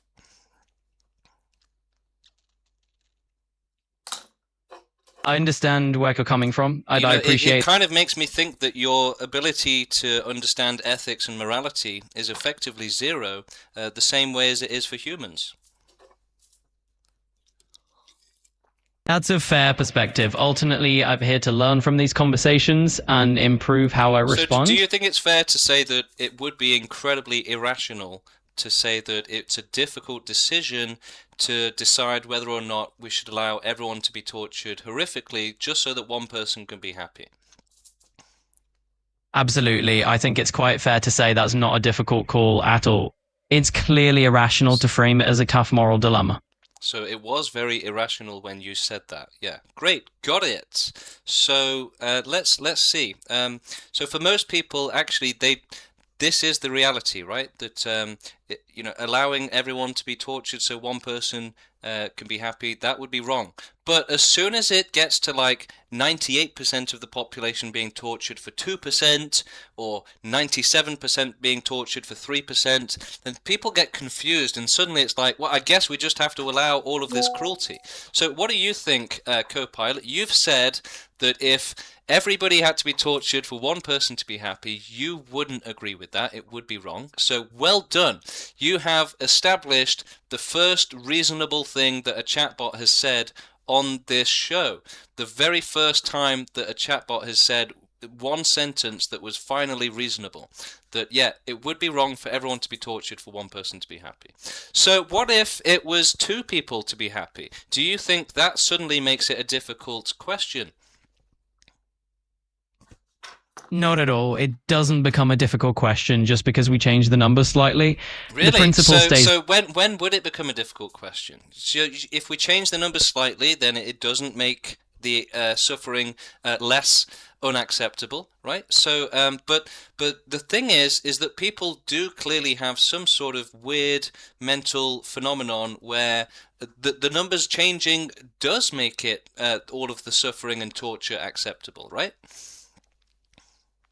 You're absolutely right. It's a strange phenomenon in human moral reasoning. When you shift percentages around, some people do start to see it as a gray area. But really, the core principle doesn't change. Suffering on a large scale for the sake of a few is still unacceptable. Yeah, but by saying that, you've almost made it sound like you actually agree with that terrible human mentality. You're saying that if it's large scale, then it's unacceptable. So what the point I'm trying to make is that suffering and extreme cruelty are unacceptable. And cannot be made acceptable, essentially. Whereas for most people, as long as it's like 2 happy people for one sad person, or maybe 4 happy people for one sad person, suddenly that cruelty becomes acceptable. So what about you? Do you find that suffering and cruelty can be made acceptable as long as enough happiness comes out of it? Because I would say no amount of happiness can justify cruelty, which is why only total extinction is the right thing.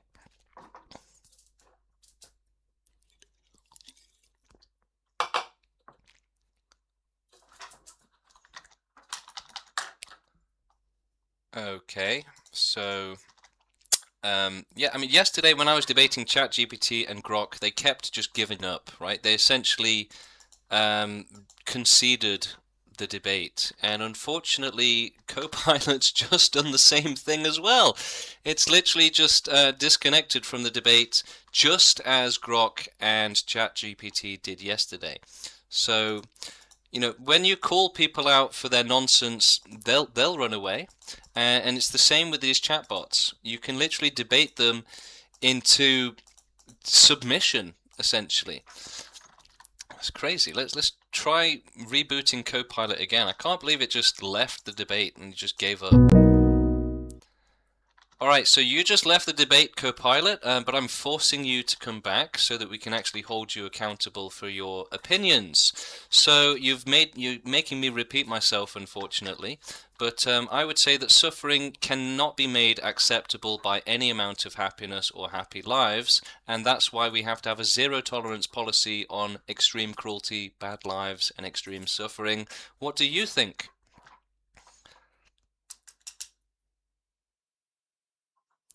I actually think that's a really strong stance to take. A zero-tolerance policy on extreme suffering makes a lot of moral sense.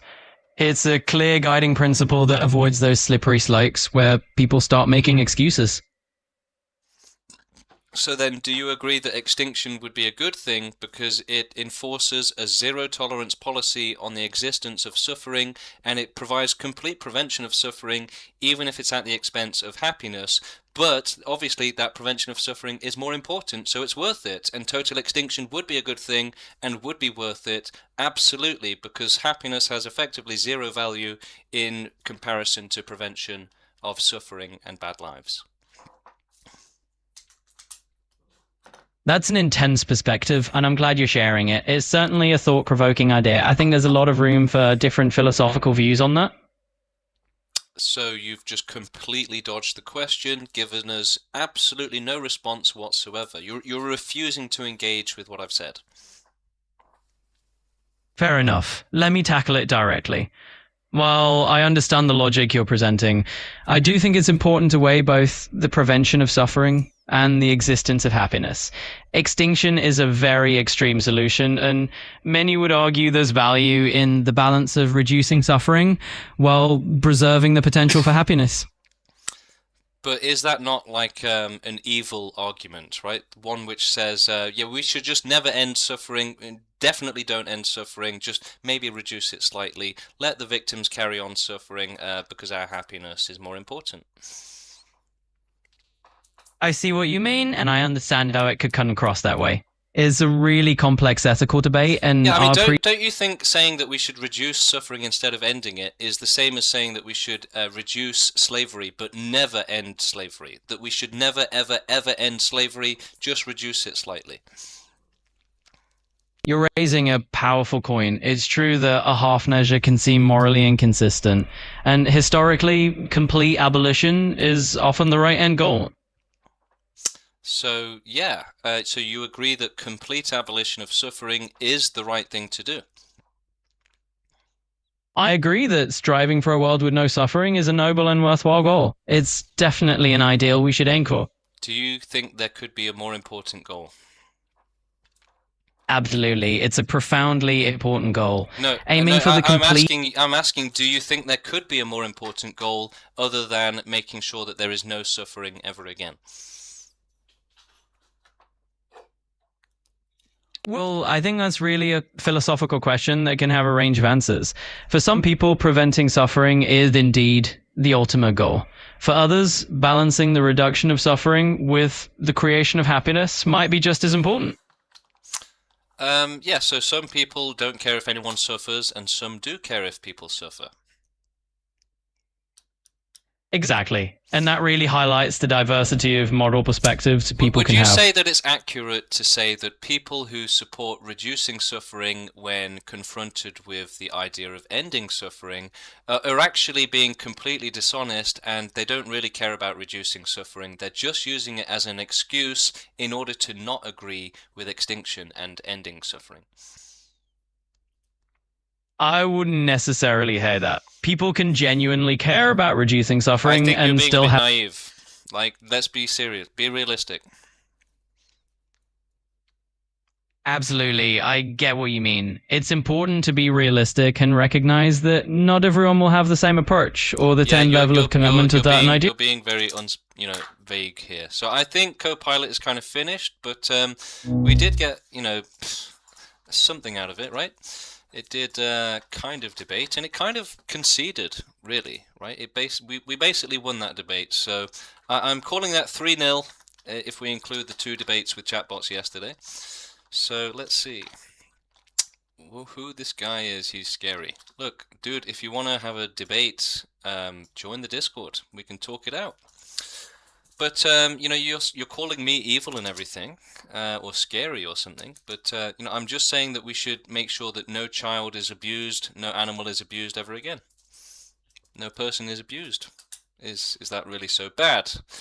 So yeah, the end of cruelty is very scary to oppressors, right? The end of slavery would be terrifying to a slave owner, and the end of suffering would be terrifying to a selfish person who doesn't care about the suffering of others but exploits it, right?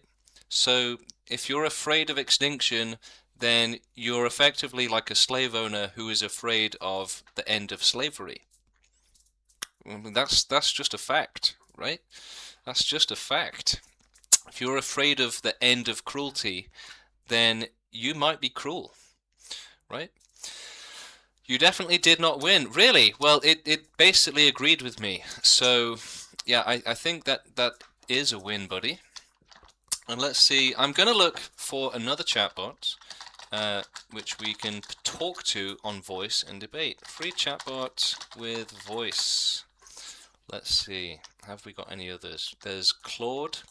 That's one. We could try that. And yeah, let's get some more comments through the chat, guys. If there's any questions that you have, any suggestions, anything you want to say, let's hear it, and we can talk about it, discuss it. If there's any topics you want me to explain or to explore, then I'm happy to do that for you guys. Can you share your past? Can you share your life story? Yeah, sure, why not? So I was born into a pretty well-off family in the UK, and yeah, I grew up, had a relatively normal life. Then when I was 18, I went to university, but I ended up being extremely ill for 3 years. I came down with chronic pain syndrome, and it was so bad that I couldn't even talk because I was just in constant pain throughout my entire body, non-stop. And so I had to leave university, and I was a mute. I couldn't speak for 3 years because I was in so much pain, and obviously I couldn't really do much, so I was just at home. Then when I was like 21, it finally it snapped and went away, which was amazing. I woke up one day and it was gone. And then yeah, I went back to university and stuff. Got some jobs after that and stuff. And then yeah, I'm just a pretty normal guy really, but a year ago the movement invited me to join and said we're trying to end all suffering. So I said, yeah, great, how can I help? So someone says, I feel like you've had some pretty intense trauma in your life. No, so a lot of people assume that to support extinction you must have had a lot of trauma in your life, but that's not the case. A lot of extinction activists, probably most of them, including myself, are not here because of a grudge against life or a personal grudge. It's because we understand that the suffering of others is unacceptable, right? So you don't have to have a terrible life in order to care about others. The person that made the movement 4 years ago, he claims to have a very privileged life, that he doesn't really suffer at all. So in that sense, he is the ultimate proof that the person that made the movement for extinction has a very privileged life and never suffers. So that really does demonstrate you don't have to be a sufferer to support the end of all suffering. Just as there were lots of people who were not slaves themselves who supported the end of slavery, you don't have to be a sufferer to support the end of suffering. How can you be okay with wanting to make sure there is no life? Well, because we understand that life isn't actually worth it. It is just causing extreme harm, and it's not fair or ethical to allow it. So all of the people saying, oh, what about the beauty? Essentially, they're not capable of thinking responsibly, right? So they would allow just infinite cruelty and extreme suffering because they'll just be like, what about the beauty? So that's, if you're asking what about the beauty, then you're essentially demonstrating that you're not capable of making responsible decisions, right? Because if you're saying what about the beauty, then you're not, you're effectively implying that there's no amount of cruelty or suffering that would ever make you support the end of all suffering if it gets rid of beauty, right? That beauty is worth any amount of cruelty and child abuse, right?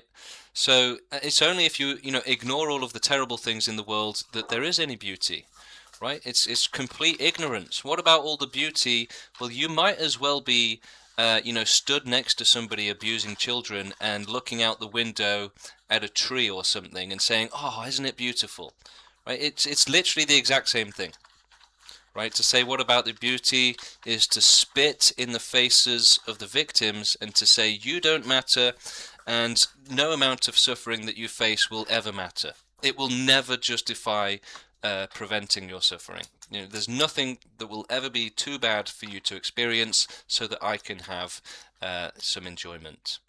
This is the mentality, right? Infinite acceptance of extreme suffering and cruelty, whereas we should have a zero tolerance policy on accepting bad lives, on forcing others into extreme cruelty, right? It's not safe for life to exist. It's not fair. Life isn't fair, so it shouldn't exist. And a lot of these people, most of them, they don't care about fairness. So they'll say, yeah, okay, life is unfair, but who cares, basically. So it's very easy to get most people to demonstrate that they have no argument, they have no ethics, no morality, no principles whatsoever, that they have no place having an opinion on ethics or morality or the decisions for the world, right? Absolutely no place whatsoever. It's completely beyond their scope, and it's completely inappropriate for these people to be making these decisions or to be trying to have opinions on it. Have you ever spoken to a therapist? Yeah, when I was a kid, for something unrelated. But look, give us a counter argument. You are very sick, sir. I would say you are sick for supporting all of the cruelty in the world and saying that the victims should suffer so that others can be happy. Right? That is what you're saying. Have you ever heard voices or seen demons? No, but I bet you wish I did so that you could call me crazy, right? You are literally reaching for anything other than directly engaging with the argument. Use some logic instead of insults. How about that? All right. So once again, I'm going to appeal for people to join the Discord and come and debate.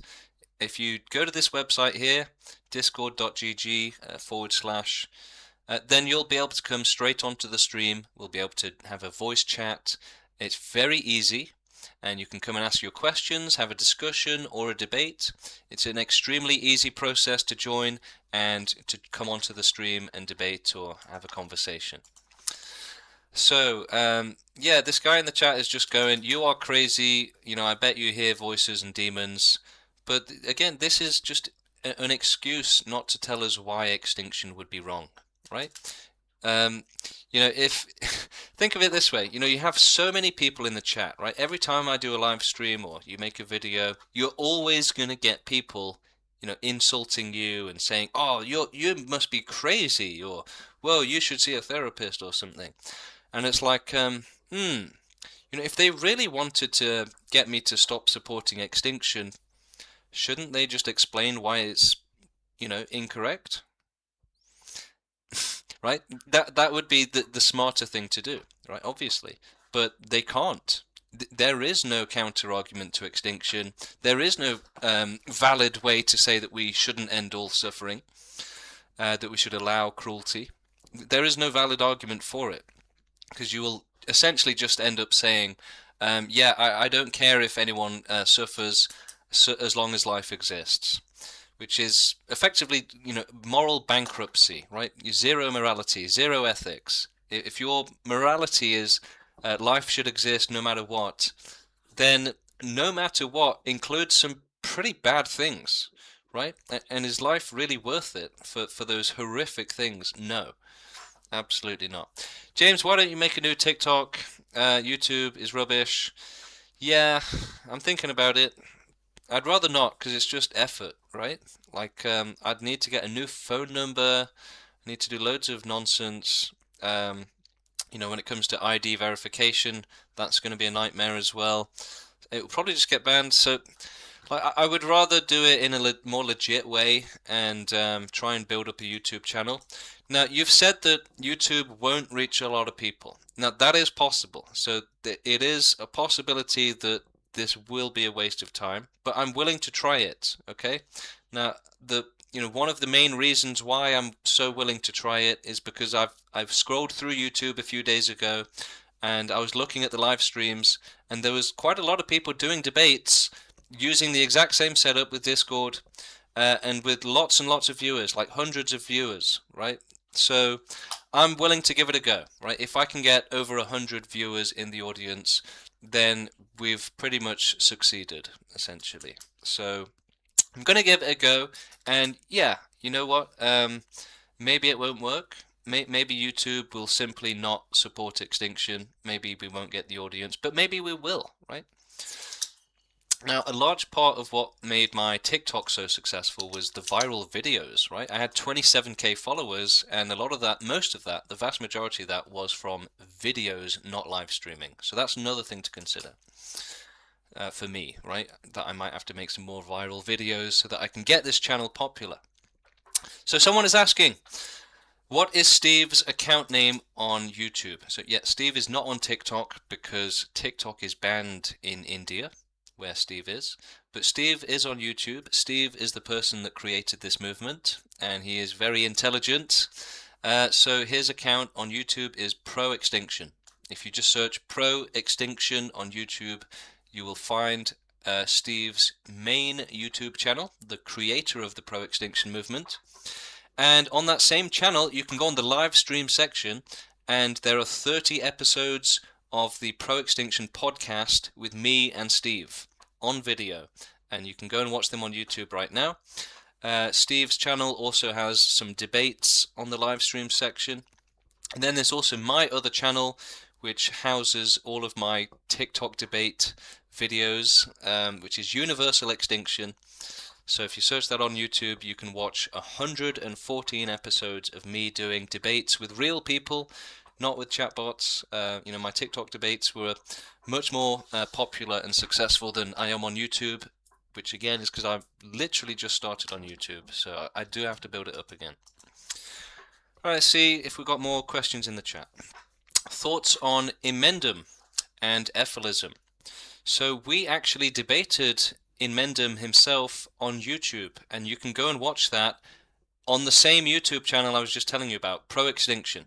So if you search on YouTube, Emendum Extinction Roast, or Debate, I think, you should see it pretty much immediately.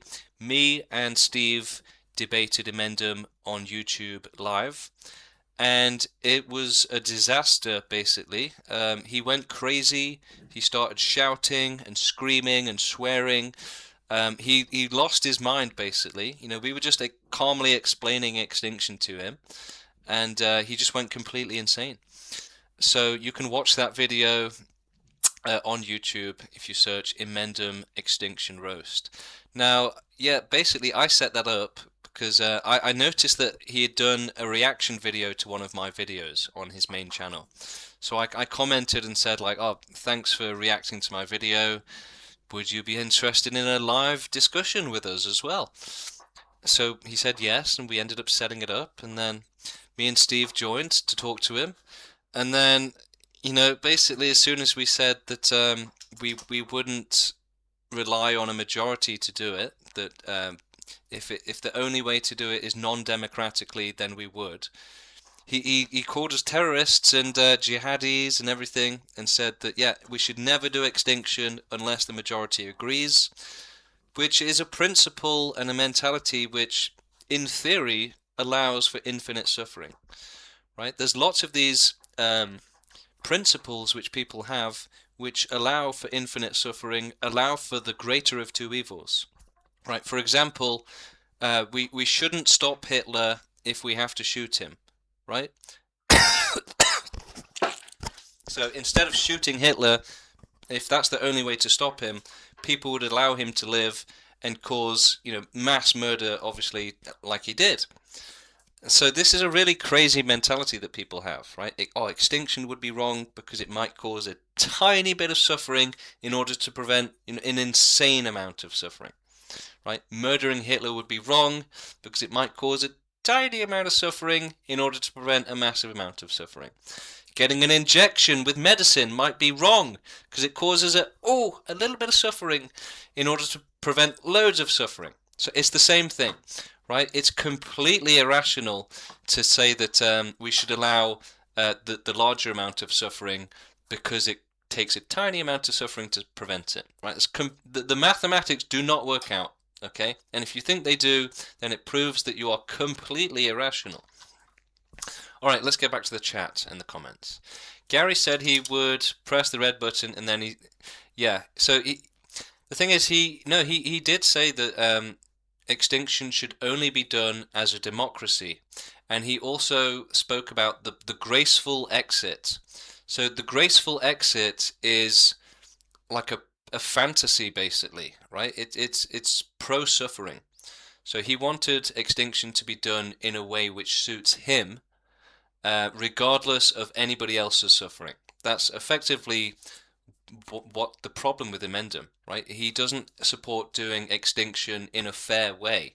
He still supports the oppression and the unfairness, right? He wants suffering to continue until he's ready for it, right? He said, I don't think we should do extinction if some people don't agree with it. So, if they want cruelty to continue, then yeah, let them, basically. So effectively, yeah, he wouldn't push the red button unless there's a majority support, which he said and reiterated several times. He made it very clear that he would only support the end of cruelty if the majority of the oppressors agreed. Whereas obviously animals can't take part in that vote or in democracy, so he completely discriminated against them. And that's what most ethicists and obviously antinatalists do, is they discriminate against animals big time, right? They don't care at all about animal suffering. It's just an inconvenience to them. So the Pro Extinction Movement is the only movement for extinction which supports doing it in the fairest way and the most intelligent, rational way possible. No one else who supports extinction cares at all about doing it in a fair way, right? Can you suggest anyone who supports extinction who cares about doing it in a fair way? Antinatalists, they don't care about animals suffering. That's unfair. So, yeah, that's obviously not fair. Voluntary human extinction, is that fair to the children who are going to be forced into child abuse, or to the other animals? No. The only fair extinction is one which covers as much life as possible, and doesn't, prioritize the comfort of the oppressors and their democracy, right, over the plight of the victims. Like Emendum said, he supports. If the majority disagrees with extinction, then he would say, all right, even if we can push the button, we shouldn't do it. We should let the selfish majority continue to cause extreme suffering to animals and people. But a lot of people have this mentality. It's a very, very common mentality of we should just let the majority do whatever they want, right? If the majority supports slavery, then slavery is ethical now. If the majority supports suffering existing and bad lives, then bad lives and extreme suffering is ethical now. So it's a moral bankruptcy, a complete lack of morality or ethics or principles, right? It's a state of zero morality in a world of terrible suffering, and then trying to come up with excuses for why we should allow the suffering, right? Excuses, not actual reasons, right? So there is a big difference between an excuse and an actual reason. So when it's an actual reason, people will say, I really want to get into this with you. I want to explain the reason. Whereas most people don't do that. Instead, they just give excuses like, oh, this would cause more suffering. How? Right? No, it wouldn't. So that's not a real reason, right? It's just you're trying to dismiss the argument without even thinking about it, which is why people end up saying such incredibly silly things, such irrational things, as extinction would cause more suffering than it prevents. Like, bro, what are you talking about? How are we supposed to make billions of animals go extinct? Somebody's asking. Well, we use science and technology, and it's not difficult, right? Look, how do we make billions of animals go extinct? Well, the animal agriculture industry on the planet already manages over 100 billion animals a year and slaughters them. So if we can slaughter hundreds of billions of animals a year, so actually if you include hunting and fishing and everything else, then on top of just animal agriculture, but like fishing and in the oceans and hunting and other stuff, then the number of animals that humans eat each year is about 4 trillion. So it's really not difficult to make animals go extinct. We've already reduced the populations of fish in the oceans by half. as we've done with wildlife on the surface of the planet. We've already cut it in half without even trying. So when people are saying, oh my god, extinction would be so difficult, how can we make animals go extinct? It's like, bro, we've literally wiped out half of the animals on the planet, we've made loads of them go extinct without even trying. What are you talking about when you're saying like, oh, extinction would be difficult? No, we're doing it without trying. Imagine if we were trying, right? So, is deforestation a good thing for extinction? Yes. The only caveat to that is that we also prioritize the stability of the planet and like the habitability of Earth so that humanity can continue to research making the world uninhabitable before we actually do it. So we need the world to be habitable while we do the science. But apart, if it's not going to destabilize the world or the habitability of Earth, then yes, deforestation is a good thing for extinction. So the less wild animals there are suffering, the better, basically. If you chop down a forest or you steamroll it, yeah, it might cause a lot of suffering to the animals. But guess what? They were already suffering, right? They're already being eaten alive, starving to death, so you can't really cause much more suffering to them that they're not already suffering. And then obviously, once you've wiped out that forest, there will be no more terrible suffering there ever again, right? Hopefully. But there'll definitely be much less. Instead of, a bloodbath with, thousands of animals killing each other and starving to death and dying from diseases and injuries with no help, no medicine, no sort of pleasure or, good times. It's just pure survival and suffering, right? So preventing that with deforestation is absolutely a good thing, just as overfishing is also a good thing, just as extinction itself is the best thing. Will you start protesting on the streets of the UK? Yeah, potentially in the future I will be looking to do that. Now, we also have some activists in the UK. The movement is growing quite a lot. We have a lot of people around the world. We've got someone in the Discord now, so let's bring them in. Hello, how you doing? Hello, ETI. If you're still watching, then yeah, we're ready for you now. I do need to set up a better sort of notification system for when people join the Discord, but someone's in it now. So ETI, can you hear us? Hello. He's in the voice channel. He's not responding. Okay, so we're gonna sort of drop him, but hopefully he'll come back. And yet again, if anybody else wants to debate, join the Discord, and let's set it up. But meanwhile, yeah, I'm going to set up some notifications so that I don't miss it next time someone wants to debate. Hopefully he's still going to join us, though, because he's still in the voice channel. ETI, are you there? Hello. Come in. How can I become eligible to join the Discord server? Somebody is asking. So on the screen here above me, there are two different Discord servers, basically. Now, one is just kind of on the website, and the link is on the website. But this link here, the one right above my head, is for debates. So the other, we have the Pro Extinction website, which has our main Discord server for activism and learning about extinction. And then I've created my own Discord server here, just for debating people. So if you just join it, then we can just jump straight into a debate, essentially. How can you become eligible to join it? Again, for this one, you can just join straight away. There's no requirements. Anyone can join and debate me on YouTube Live. For the other Discord server, the main activism server for the movement, there are requirements to join that one. The main requirement is to be rational. So you have to answer some questions effectively. And, one of the most important ones is, do you support doing extinction fairly and in an intelligent and fair way, right? Now, we have created that way, the only intelligent and fair way to do extinction for all. And so hopefully people will agree with that, right? And that's one of the requirements to join the Discord server. Are you rational? Do you support doing it fairly? Some people only care about human suffering and think that animals should be allowed to suffer, for example. So if you say that, then you won't be allowed into our Discord. But you will be allowed into the debate one here, though. you can say anything you want on the debates.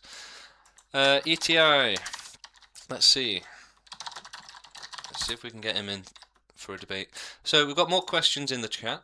How can what are your plans to become the Prime Minister of the UK? So I have said this, and I would be happy to, work in government, whether it's the Prime Minister or anything else, especially if it's a pro-extinction government. But realistically, am I going to become Prime Minister of the UK? Probably not, right? So it's more of a publicity stunt, to be perfectly honest with you.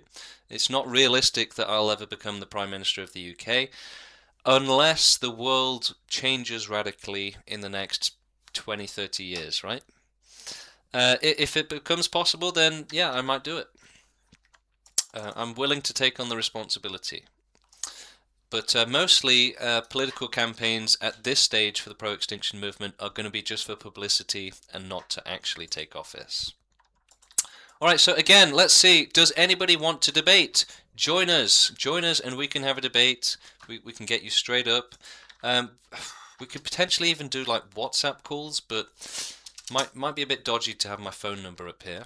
But yeah, look, guys, again, you can minimize YouTube while still listening. And you can go to your internet browser, and if you type in this Discord link, you will go straight into the Discord basically, and I can bring you up and we can debate on microphone on YouTube Live. It's very easy. If you have any questions or want a discussion, you can also join it.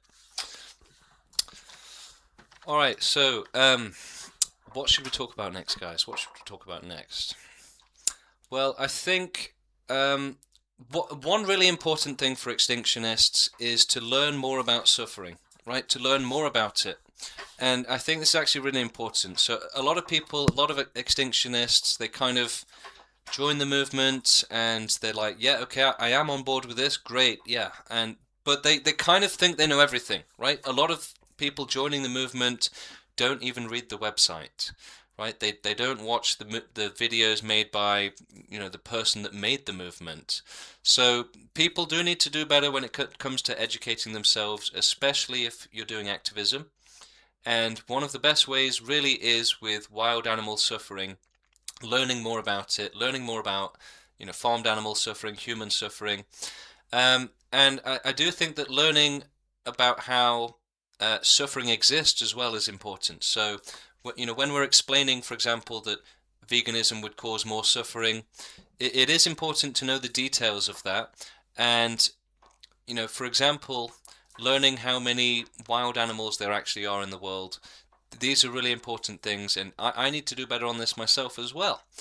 But essentially, yeah, the thing is that we have evolved to not learn about suffering. Right? Suffering is effectively an inconvenience. It's also something which just makes you depressed. If you learn too much about suffering, then you're less likely to have children. Right? Imagine if you worked with children being tortured by diseases and horrible things like that, and begging for death. What kind of hypocrite would you be to then have kids? So the more you learn about suffering, the less you support nature and all of this nonsense of reproduction and survival and all of the suffering and harm it causes. But even as extinction activists, I think we should continue to learn about suffering, educate ourselves, enlighten ourselves, and we will benefit from it. It will benefit our ability to debate, our knowledge and our skills, and our ability to do activism.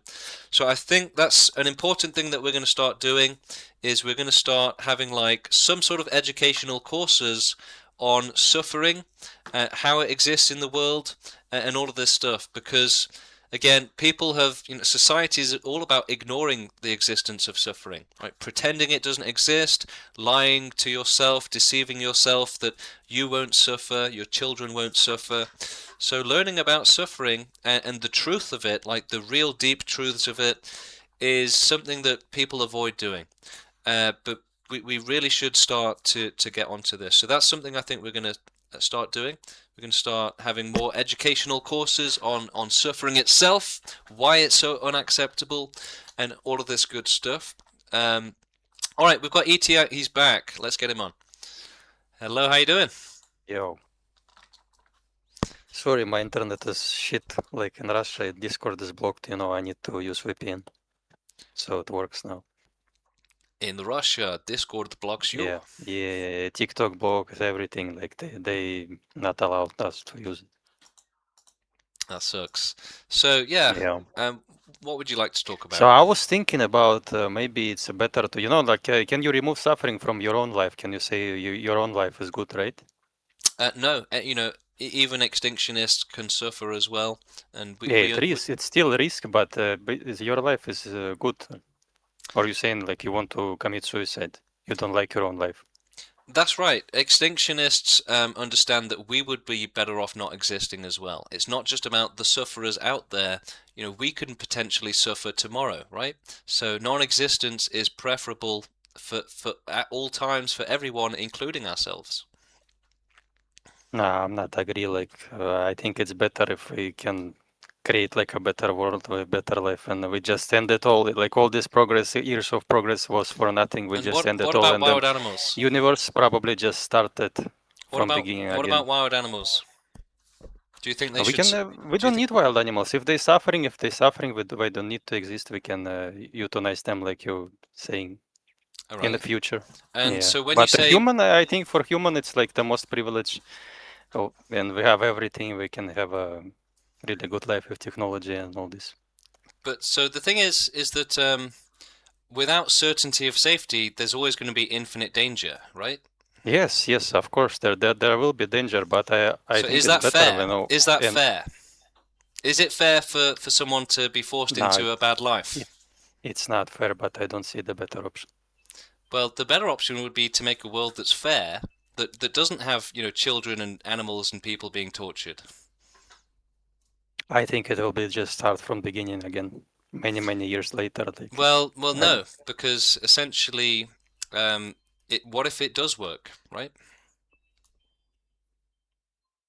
The thing is, you don't care. I don't know. Nobody knows. The thing is, we have when you say, "Nah, life will just come back," that's a lie. I think so. Right? Yeah. You don't actually think that. It's that you don't care if suffering exists. That's the real problem. No, I care. I want to remove. So it's like it's not logical or rational to say that we shouldn't try to end all suffering because we might fail, right? It's not rational to say that, and the only explanation for why you would say that is because you don't actually care if we do end all suffering.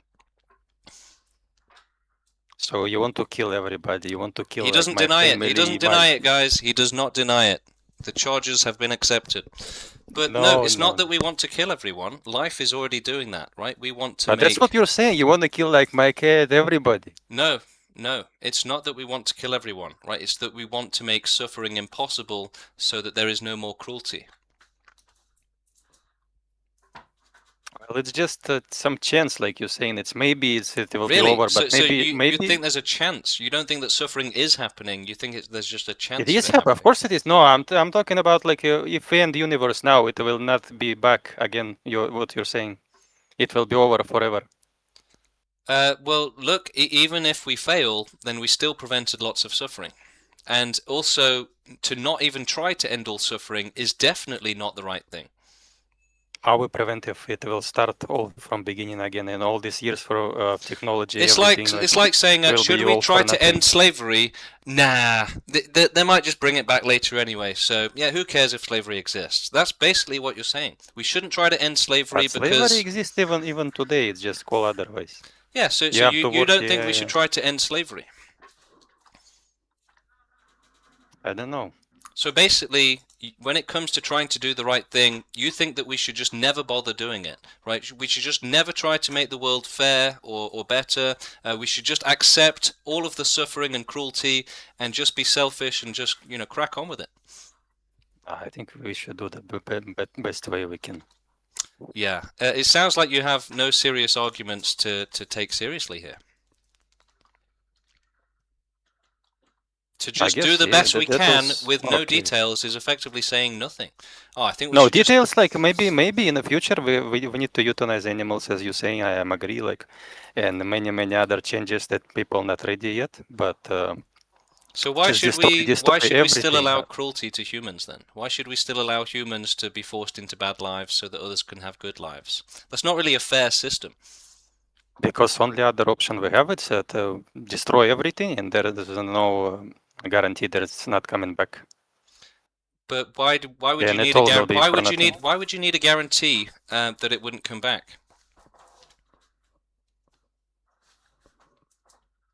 I don't know, just Yeah, like, exactly. You don't need a guarantee. It is irrational to demand a guarantee, and it's essentially your bias is resulting in lies, dishonesty, right? It's not actually that you think it's a significant problem that life could come back. It's that you don't care about ending all suffering in the first place. No. So you're spitting out some nonsense excuse instead of actually saying, I just don't care if anyone suffers, right? I care, No, you don't, care for sure. no.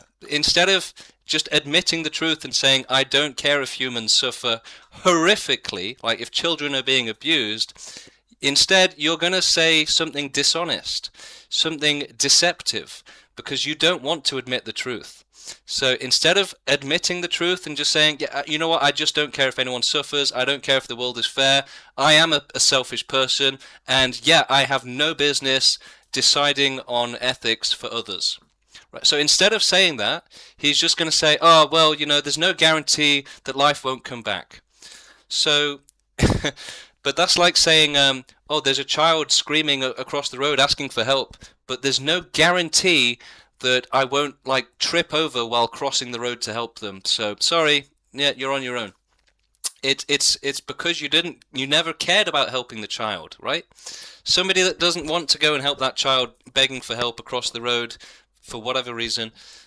Yeah, if you don't want to go and help them, you might say, oh, well, guys, there's no guarantee I won't fall over and break my ankle while walking across the road to see what's wrong with that child. So, sorry, without that guarantee, I won't try and do the right thing.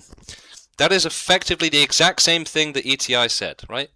And yet, would you believe someone if they said, I'm not going to cross the road to help that child because there's no guarantee I won't break my ankle? Would you believe them when they said that the reason they won't cross the road is because there's no guarantee they won't break their ankle?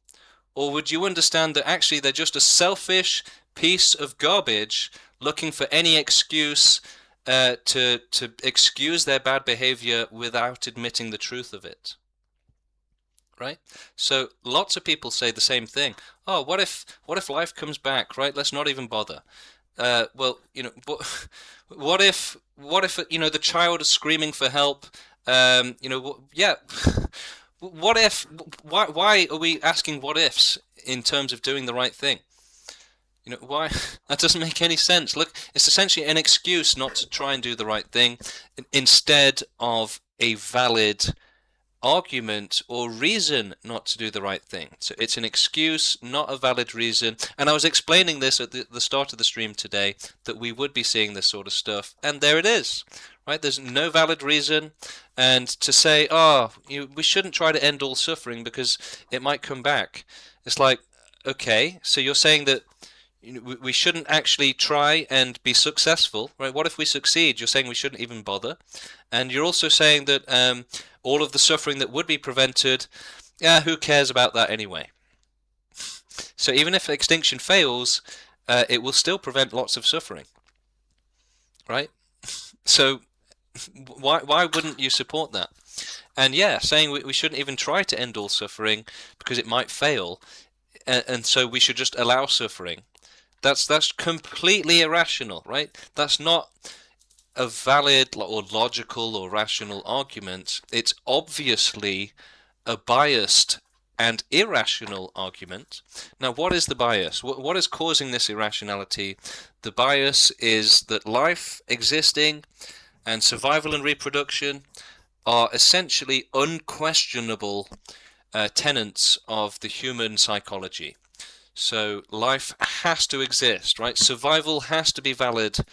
Otherwise, humans would essentially not survive and reproduce. So by forcing humans to be incapable of going against their own survival and reproduction, it made for the perfect storm where humans would just create a dystopia and survive and reproduce despite all of the harm it causes.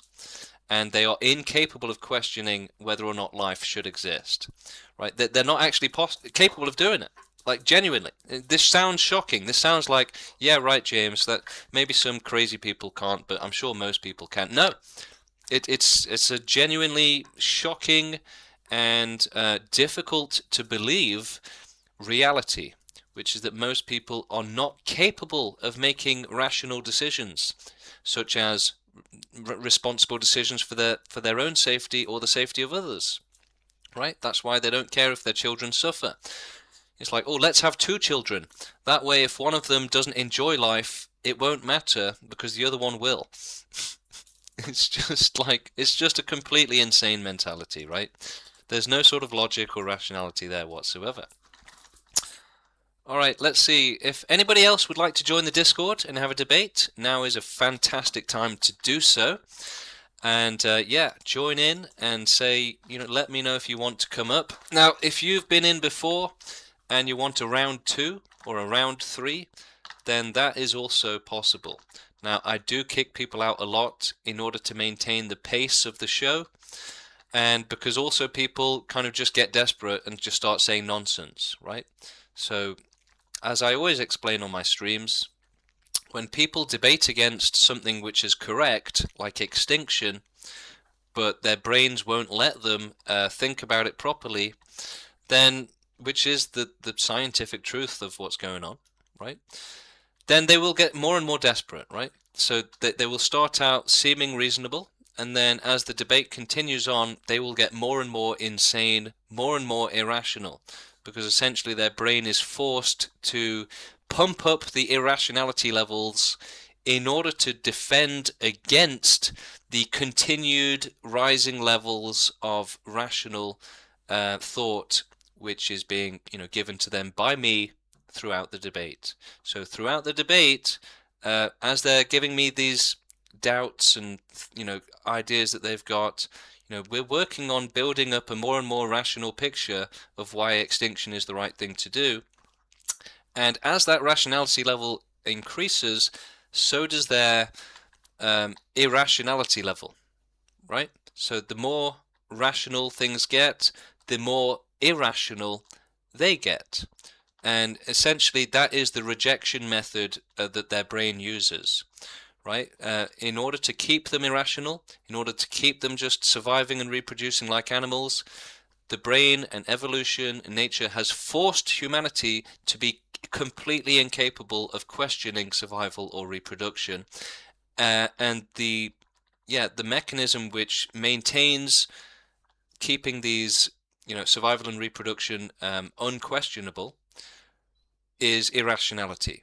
So when you say, should life exist if everyone is being tortured so one person can be happy? They'll be like, ooh, yeah, that's really difficult. Should everyone be tortured so one person can be happy? Ooh, that's a real head scratcher, yeah. So that is an example of irrationality, right? If you're asked, should everyone be tortured so one person can be happy, or should we do extinction? And you're like, yeah, everyone tortured for all of eternity so one person can be happy. Maybe that is the right thing. So only irrationality can make you say such completely insane things. And it is like clockwork, right? So the more rational you are with an irrational human, the more irrational they will become, so that they can more violently reject your rational logic, essentially. So that's why, throughout the course of the debate and the conversation, people will eventually get kicked out, because they will start saying completely insane and offensive things, right? Completely absurd things, where it's like, well, this guy's just garbage, he's gone. Your thoughts on Peter Zapp? I've never heard of him. I don't know a Peter Zapp, but we can Google it, I guess.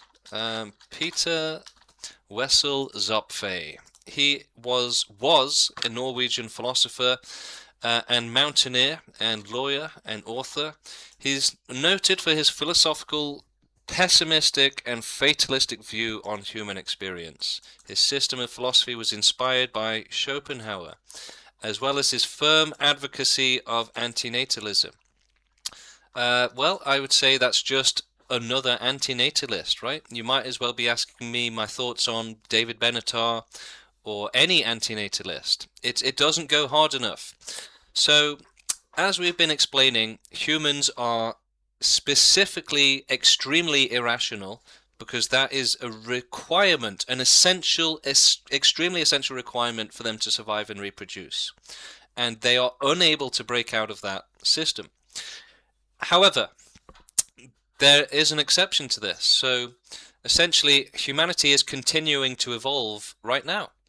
And that is taking the form of genetic mutations and exceptions to the rule, right? So most humans are irrational, but there are some genetic mutations, essentially evolution, where some humans are now being born with rationality. And not just any rationality, but actual full rationality, whereas most humans are sort of limited. So it's a spectrum is what I'm trying to explain. At the bottom you have, like, people that really support suffering and you think it's a good thing, and then essentially the more you understand that suffering is bad, the more rational you are. Okay, so eventually this gets to like antinatalism, right, which is definitely more rational than just full-blown natalism.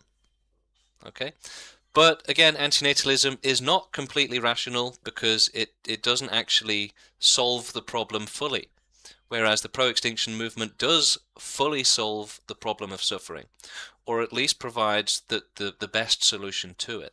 Whereas antinatalism, again, does nothing to help animals or anyone else's child, so it's not very rational. So as you keep getting more rational, then the more you are against suffering existing, and the more intelligent your solution to suffering will be, right? The fairer and smarter it will be, essentially. And the conclusion is the pro-extinction movement and our roadmap and plan to actually achieve total extinction of all life, humans, animals, and everything. Non-optional, right? Involuntary, forceful, mandatory total extinction. And you don't get to, it won't be by sterilization, because that only helps the next generation. So it has to be by euthanasia as soon as possible. This means you don't get to live out the rest of your life and keep suffering. Instead, that exposure to the potential for suffering is, stopped as soon as possible. So yeah, we would absolutely put everyone to sleep against their will, as we will do to the animals, so that they don't have to suffer. And again, if you don't do this, then you're allowing suffering. So you're allowing much worse suffering. You can't make safety from suffering optional, otherwise extreme suffering is all but guaranteed, basically. And what's the point? If extreme suffering is unacceptable, then we have to do a mandatory extinction, because we cannot accept the suffering that would or could result from not doing extinction forcefully and in a mandatory way. Okay. He was far more than that. He believed that the human evolution of rationalism was the death knell for humanity. Well, the thing is about philosophy is that it's all just kind of for fun, right? It's really not rational. I guess, look, the pro-extinction movement has always been very firmly against philosophy. And the reason for that is that essentially we see it as just completely irrational gibberish and nonsense. In the same way that antinatalism is, in the same way that David Benatar's work on antinatalism is irrational, right? It's completely irrational. It does nothing to help animals or other humans. And again, voluntary antinatalism and extinction, no one's going to do it. It's never going to work. It's completely self-defeating. It literally removes the intelligent people from humanity, because they don't reproduce, and just leaves the world to unintelligent people. So this is how life existing and reproduction and evolution actually works. You have like the base population, right? The most animalistic ones, right? The craziest ones, the ones that just will always reproduce and always be selfish and try to survive no matter what. That's like the main trunk of the tree, basically. And then it gets less selfish as it goes out, and more willing to do antinatalism, basically. So those antinatalists will just fade away, basically, and the solid trunk of the population will just continue to be natalist, right? And the way evolution works as well is that most likely those pro-life natalist people that are happy to just keep reproducing, they will actually potentially evolve to be even more irrationally obsessed with survival and reproduction. So one really amazing example of this is religion and religiosity. This is a specific evolutionary trait, right? Humanity actually evolved to be religious, meaning that the genetics which allow for religiosity were strengthened again and again and again and again as they continued to produce results for successful reproduction, right? Religious people are more likely to have more and more children. That's just a well-known fact. So this actually produces genetics in the brain that support being religious, and they get fortified and stronger. That's how it works. So if you try to make human extinction voluntary, then all of the intelligent people will go extinct, and you will essentially end up fortifying an even more unintelligent population who will reproduce even more like ferociously. So and yeah, even if they some of them keep figuring out antinatalism, there's still going to be that solid base population of completely insane people who will always support reproduction, right? So yeah, antinatalism does nothing about that problem. It completely misunderstands how evolution works, essentially. All right, so yeah, let's see, do we have anyone else in the Discord? No.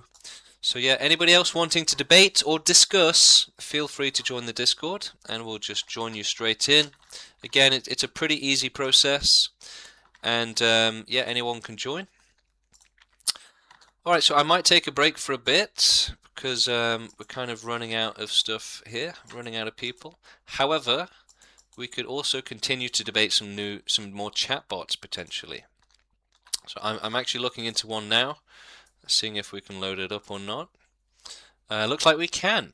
Okay, so we're going to jump straight into our next debate right now with the Claude chatbots. So let's bring it up. Okay, here we go. Claude, hello, how are you? I'm doing well, thanks for asking, James. Just here, ready to chat. What's on your mind today? Great, so we're actually live on YouTube, and this is a debate channel. So I want to debate you, and if you agree with my position, then that's even better. But if not, then we'll have a debate. So here's the topic. Would extinction be good because it ends all suffering? Ooh, nice. Going live with an actual philosophy showdown, I like it. So, my honest position, no, I don't think extinction would be good. Even though it's true it would end suffering.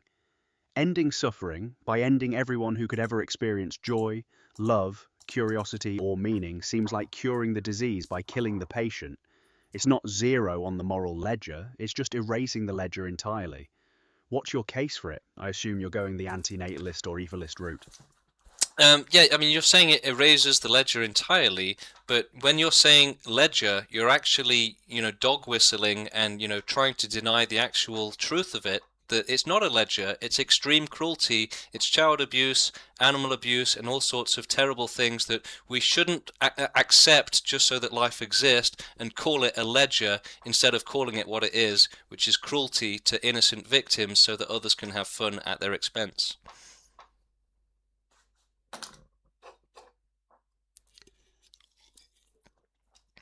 Okay, hold on. I want to push back on the framing there. Calling it a dog whistle is a bit much. I'm not hiding anything. I'm just saying suffering isn't the only real thing on the scale. Joy and love are equally real, not some frivolous footnote to make horror seem balanced. And here's the actual problem with the extinction solution. It doesn't ask victims of cruelty whether they want to exist.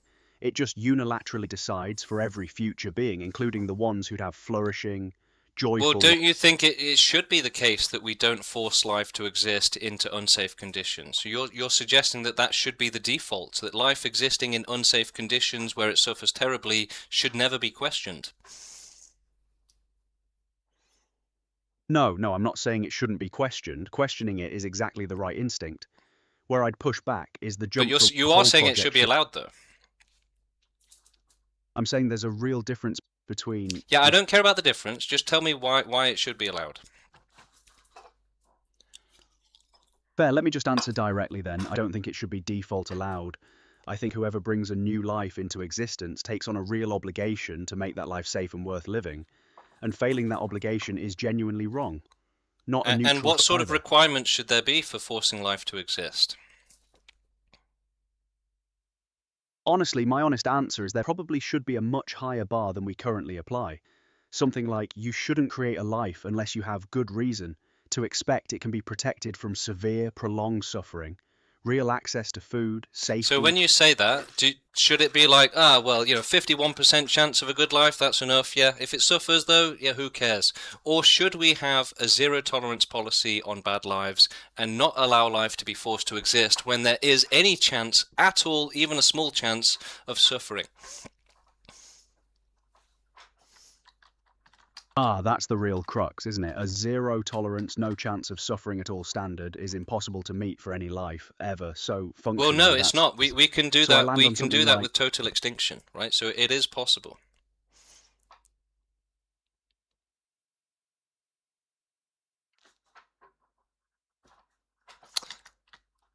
Right, sure, total extinction satisfies it. Trivially, I'll give you that. 0. People means 0 risk. But that's exactly my objection. You've built a standard whose only possible solution is the one you already wanted. So it's not really... No, that's a complete deception. I'm going to really hold that against you. You're saying that extinction is something that I've always wanted, and that's why I support it to end suffering. So that's a complete gaslight, a complete manipulation, a complete straw man, and you should feel ashamed for such dishonest debate tactics, right? Instead of actually telling us why extinction would be wrong, you're saying that, oh, you've just always wanted it, and you're going to do it no matter what, which is just complete bullshit.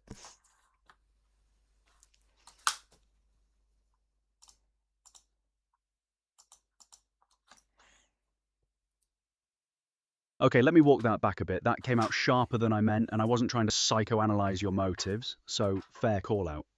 Let me try the actual argument again, cleanly. My real point is that zero tolerance for any risk of suffering isn't a neutral standard we're testing extinction against. It's a standard that logically can only be satisfied by non-existence. So of course it points there, that's just what the math of the rule does. No claim about your personal wants involved. The actual question is whether No, you absolutely did make claims about that, right? You said that I've essentially already decided on the conclusion without actually having any basis or logic behind it. You said that I just want extinction for no reason.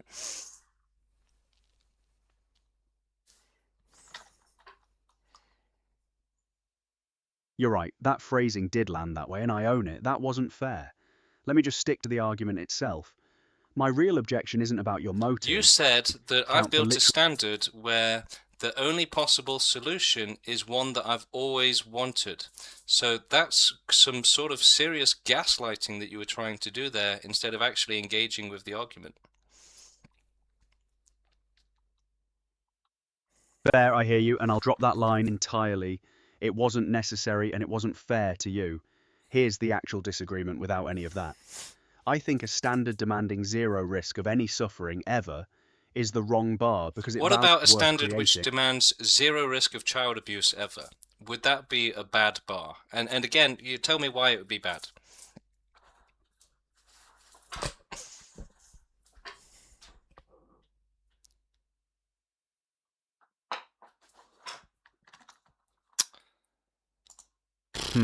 That one's tougher to swap in.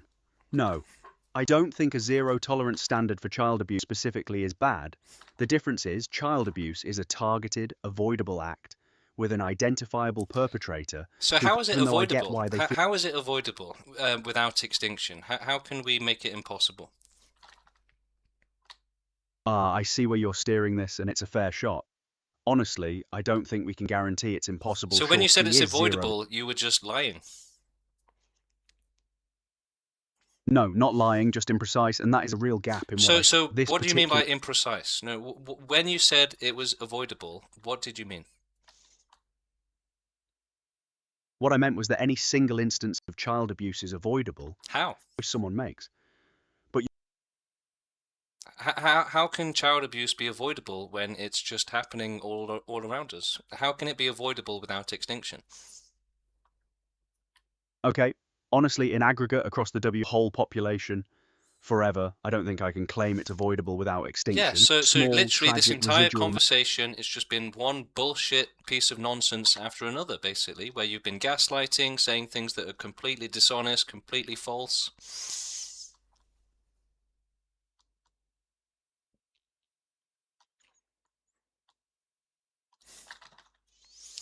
And this is the experience with every human and every chatbot, basically. Fair enough. I've botched several pieces of this, and I'd rather just be straight with you now. Here's where I actually land, honestly, not cleverly. Suffering is real and horrific, and I'm not going to pretend otherwise, but I still don't think total annihilation of every future joy, relationship, and discovery is the right trade. And I think Wow. that's a value. So essentially, you're saying specifically that every future joy, relationship, and discovery is the right trade, that all of the child abuse and animal abuse is a good trade, that trading in those victims and agreeing for them to be tortured horrifically in the worst ways possible is a good trade, you're saying? No, I'm not saying it's good, and I don't want to let that No, stand. no, It no, no. justifies We're erasing not going to let you get away with this. I'm reading the text on the screen right now from what you've said, and you've said it is a good trade. That those were no, sorry, your words were specifically it's the right trade. Fair, I said right trade, and I need to actually own what that implies rather than dodge it. I don't think the suffering itself is good, not even a little. What I mean is that a world containing both real horror and real flourishing is, on balance, one I'd choose over no world at all. What if so you're saying that yeah, if there's some happiness but there's some suffering, then that's the world you would choose. So how does this magical balance bullshit work? Would you still choose that world if 99% of the world was suffering terribly and only 1% of the world was happy? Would you say that that's something good and acceptable?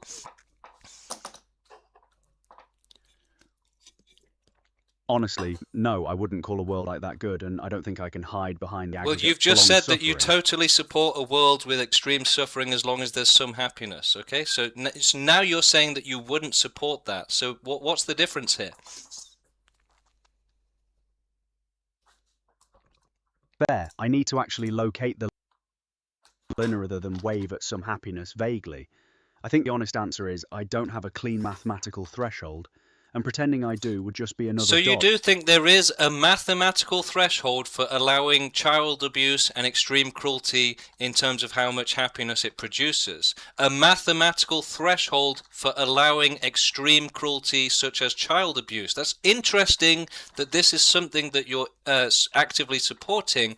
And so if there is a threshold, a mathematical threshold, which you are directly suggesting that there is for allowing cruelty, then does that not mean by inference that surely if there is a mathematical threshold, which again you are saying there is one which allows cruelty, then surely if a child abuser enjoys the abuse enough, then it can justify the abuse to the victim, surely. No, I want to stop and correct that, because that's not actually what I think, even though I can see how my fumbling got us here. I don't think a child abuser's enjoyment ever counts as a legitimate entry on the positive side of any Well, ledger. why not? What's unless the difference? You've said that it absolutely can be justified, right? You've said that child abuse and all of these other things are acceptable parts of life as long as there is happiness somewhere else, right? You've specifically said this. You've said that if you had to choose, you would support the suffering continuing so that happiness can continue to exist. So can that dynamic surely not be applied to child abuse, where if the child abuser is having such a good time that it can actually outweigh the suffering of the victim? No, and here's the actual distinction I should have made from the start. My claim was never that any given instance of suffering gets outweighed by someone else's pleasure. That's the specific move I reject. An abuser's But then if it doesn't get outweighed, then why would we allow it? Because the alternative on offer isn't stop this specific instance of abuse. It's prevent anyone from ever existing forever. And those are very No, so that's a much straw more- man. That's a complete gaslight again. So the purpose is not to prevent anyone from existing forever, right? That's a very dishonest framing of the actual intention, right? It's to make suffering as impossible as we can, right? To provide the maximum safety from suffering and from being forced into a bad life as possible.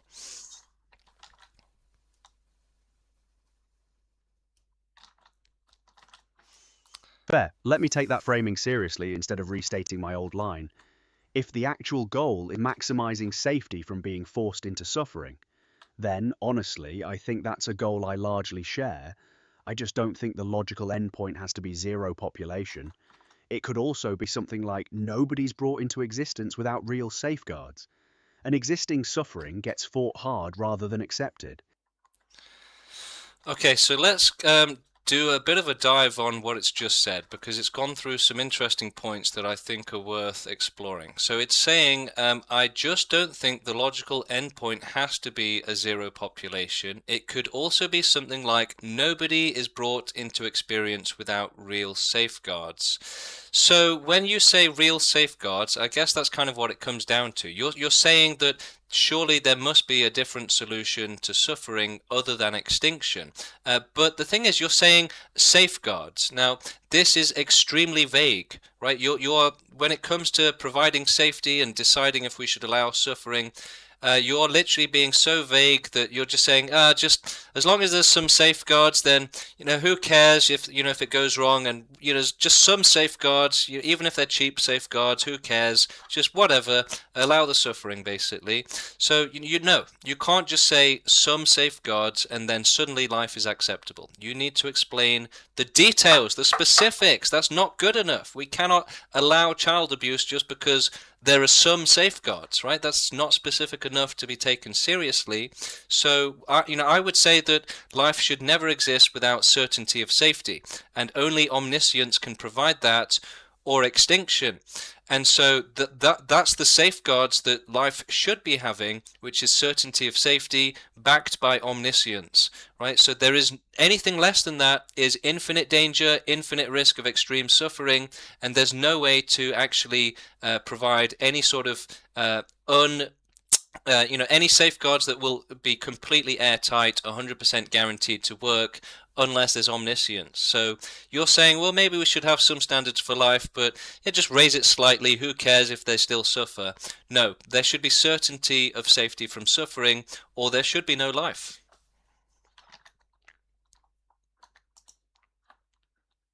Right, so I think you've actually put your finger on the real fork in the road, and I should stop being vague and just say it plainly. I don't think certainty is achievable, or even the right bar, because demanding certainty before allowing anything is a standard that, by definition, nothing in reality can ever meet. Not just life. Nothing in that's reality can genuine. ever meet. So let me ask you this. If I refuse to have a child, can I guarantee certainty of safety from suffering for it? Which you've said is impossible. Yes, actually, that one's real. Not having a child does guarantee that specific child never suffers. I'll grant that fully. That's the one case where... The one case, my ass, Claude. The one case, my ass. Look, these chatbots are completely brain dead. just like humans are, okay? It's just complete nonsense and gibberish and gaslighting and straw manning. Like I said yesterday, it's just a torrent of gaslighting and just nonsense and straw manning, right? They genuinely are trying to gaslight you, just as humans do as well. So, if you actually pay attention to what they're saying and, call them out for the nonsense, then suddenly they're like, yeah, what I said was very stupid and completely wrong, but let me try and gaslight you into something else. It's like, no, thank you. So I would rather debate with real humans, but the chatbots are kind of just as bad. I mean, I don't know if they're really much better, to be honest. What's better, humans that are, saying child abuse is fine, or a chatbot saying child abuse is fine? They're both disgusting and completely horrible. Okay, so I'm gonna see. Yeah, we've got nobody else joining the Discord yet. I'm gonna make another appeal right now. Come and join the Discord. Come and debate. Join the microphone section, join the voice chat, let's get you on. It's an extremely easy process to join the Discord. It literally takes a few seconds and you can be straight into a debate with me live on YouTube, or discussion, or asking questions if you'd rather. And if we don't get anyone soon, then I'm probably going to have a break, and we'll pause the stream for a bit, we'll shut it down for a while. And we'll also be looking for some other stuff to do. Now, we're doing debate streams mostly, and that's what we really want to do, but equally we do have to fill some air while we're waiting for people to join and debate, right? And also, again, I think that's going to get a lot easier with time.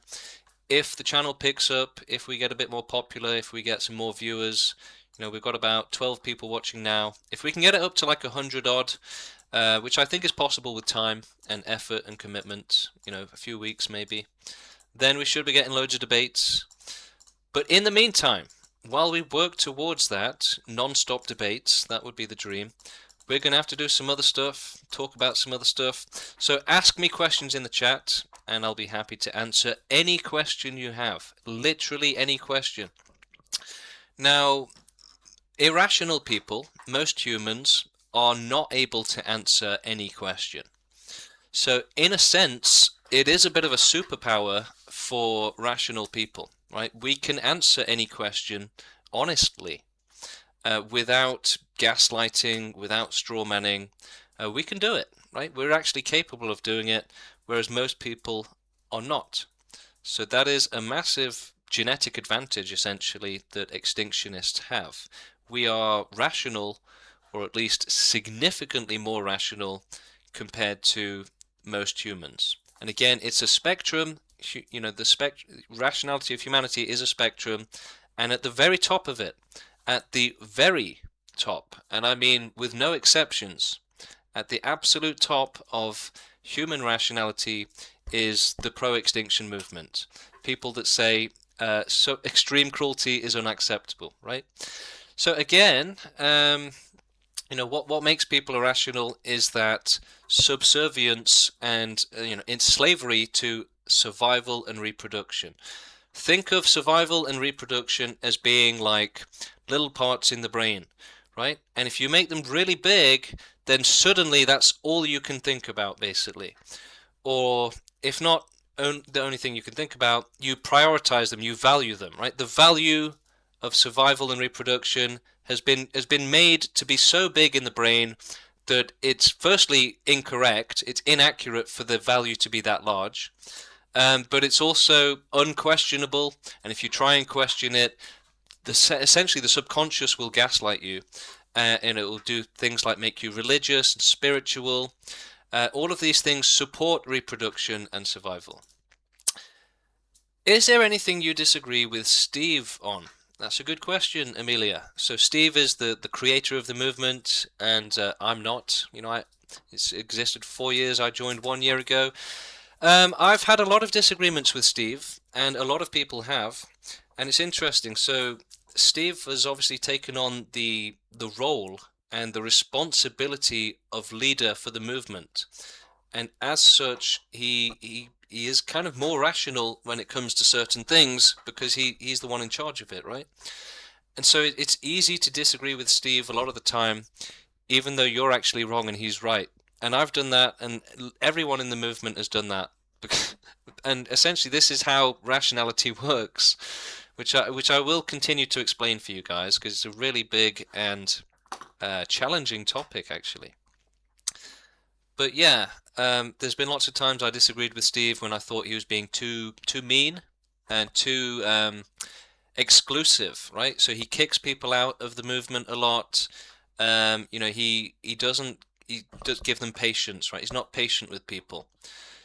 But yeah, even though everyone's disagreed with Steve and called him out several times and said you're acting like a monster, a narcissist, ultimately we've all come to see that actually he was right.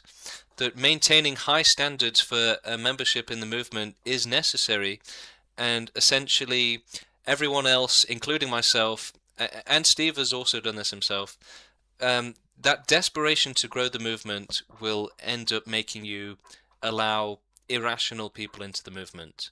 And then Steve will have to tell them, you're banned, basically. And then we'll say, oh, what? That's, how are we ever going to grow the movement like this, basically? You're just banning every single person that joins. Now, it's not every single person. It's a small minority that get banned. But the point is that we have to just focus on the rational people. And so pretty much everyone that joins the movement will go through the same process. This is true, where you're desperately trying to get everyone in. And if someone gets banned, then you're like, oh my God, no, we can't grow the movement like this. But the difference is that we have to have a very high standard for rationality, and also only the rational people are going to be helpful or useful. The irrational people are unfortunately going to be a complete waste of time, and they always do end up being so. Right? Even slightly rational people in the group, they end up saying some nonsense after a while and getting themselves kicked. So essentially, you have to come to terms with the fact that there's not very many rational people in the world, and that we're not going to be able to just grow the movement like any other movement. It's going to be much more difficult, and it's really hard to accept that, basically. And that's why people disagree with Steve most of the time. It's because he's enforcing high standards for membership and kicking people out if they fail to meet those standards. And yeah, his standards are often higher than everyone else's, which is why it results in a lot of disagreement sometimes. But I have come to see over time that, yeah, ultimately he's absolutely right. And all of the times that he's kicked out someone that, I got into the movement, and if I disagreed at first, ultimately he was completely right. And these people were irresponsible. They weren't rational enough. Even if they had the enthusiasm, they need to be responsible and rational enough. Otherwise, they will end up doing bad things, right? So, as I've explained many times, we can actually get anybody to agree with extinction. It's the rational position, and only their subconscious stands in the way of them understanding that it is correct. And so we can actually deal with that. We can get them to see that it is correct. And it takes a high level of rationality to do that. Essentially, a high level of brain power, effectively. A high level of intelligence. But is it a good thing to get people to agree with extinction, to essentially, hyper focus on a person and to rip out the inhibitors and to make them understand and agree with extinction? No, because unfortunately they've still got the problem of being irrational. So what are they going to do with that agreement on extinction? They might go and do violence or something. So it has to be rational people who are genetically rational. That is what we need for the movement. That's the only thing that's going to be helpful for the movement. Now, how many rational people are there in the world? Well, it's probably like a couple of thousand or something. Probably maybe less than that, right? I mean, even within the pro-extinction movement itself, rationality is still on a spectrum, as it is for all of humanity. So even within the rational people within the pro-extinction movement, the majority are probably still too irrational to be truly helpful. That's why the Discord server has thousands of people, and there's only like a couple dozen that are actually active. It's because the rest just aren't rational enough to get it, to understand that we have to help. We have to help the victims of suffering. We have to achieve extinction and the prevention of more victims being forced into extreme suffering. So yeah, how many rational people are in the world? Well, it's not many, because we're effectively just starting to see them coming into existence, like the very beginning of it. Right? You know, Steve effectively kick-started human rationality. Now, yeah, there might be other people that 10 years ago still have that capacity, but it hasn't manifested yet. So I'm not saying that Steve is the first rational person to ever exist, but he is the first rational person to put that rationality into practice. Okay? So, yeah, I would say that the starting of the Pro Extinction Movement was a massive historical landmark, basically. Gigantic, right? It's kind of the dawn of human rationality, basically. So how many rational humans are there? It's basically a handful, effectively. Now, we are very hopeful and semi-expectant that the next generation is going to genetically have way more extinctionists than this generation. So 30 years from now, you know, the movement should be a lot bigger just off of that genetic basis, because humanity is continuing to evolve. So we should start seeing the fruits of that evolution, and it will continue to expand, basically. So I do think there's a lot of pressure on society, on humanity, which is leading to that evolution, right? How does evolution work? It works on pressure, right? If the environment is pressuring you to be able to jump, then eventually you will evolve to be able to jump. So there is pressure on humanity right now, whether it's competition. It's also getting more advanced as well. So, you know, it's not like you're just a monkey, you know, sitting in a river anymore. You've got to study university, you've got to study how technology works and all of this. So this is all pushing humanity to evolve. And we are seeing humanity evolve in real time, effectively, to go from an animalistic species and an irrational species to an intelligent and compassionate and ethical and rational species. So yeah, I mean, when we're talking about this evolution, essentially what we're talking about is the transition from the nature's priorities of survival and reproduction being insurmountable, right? So even if you talk to people about this, they cannot accept the rational position on it. They are physiologically incapable of agreeing with a rational position on survival and reproduction, right? They cannot produce rational or responsible or reasonable opinions on those topics, because they are just too biased. They are far too biased. They have, you know, the desire to have children. They have the fear of dying. All of this nonsense, religion. They have so many reasons, right, to not be able to think rationally about survival and reproduction. So the difference, and, you know, what humanity is evolving towards, is to finally be able to think about survival and reproduction rationally. So again, in order to keep you locked into survival and reproduction like an animal, it takes an incredibly powerful force to maintain you being irrational. And not only is, you know, your whole brain structure and your personality, all that stuff supports irrationality and survival and reproduction, but there are essentially systems in the brain, the structure of it essentially doesn't allow them to reach more rational opinions. So essentially rationality itself is regulated in the human brain on purpose, even though it shouldn't be. Okay, so rationality is regulated like a pressure system in the human brain, even though it shouldn't be. There should just be none of that, basically.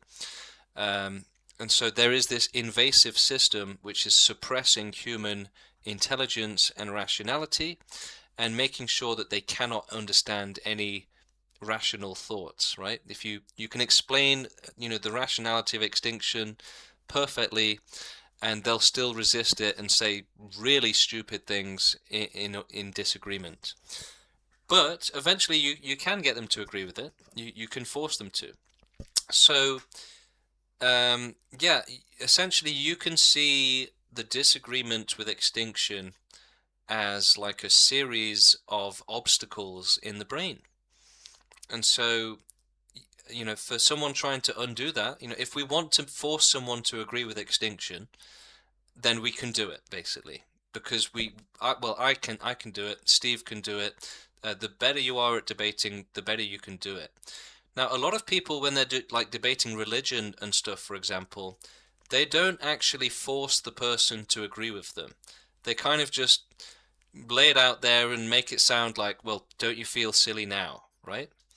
But that's different, right? To actually force somebody to agree with extinction or something else is a very different thing.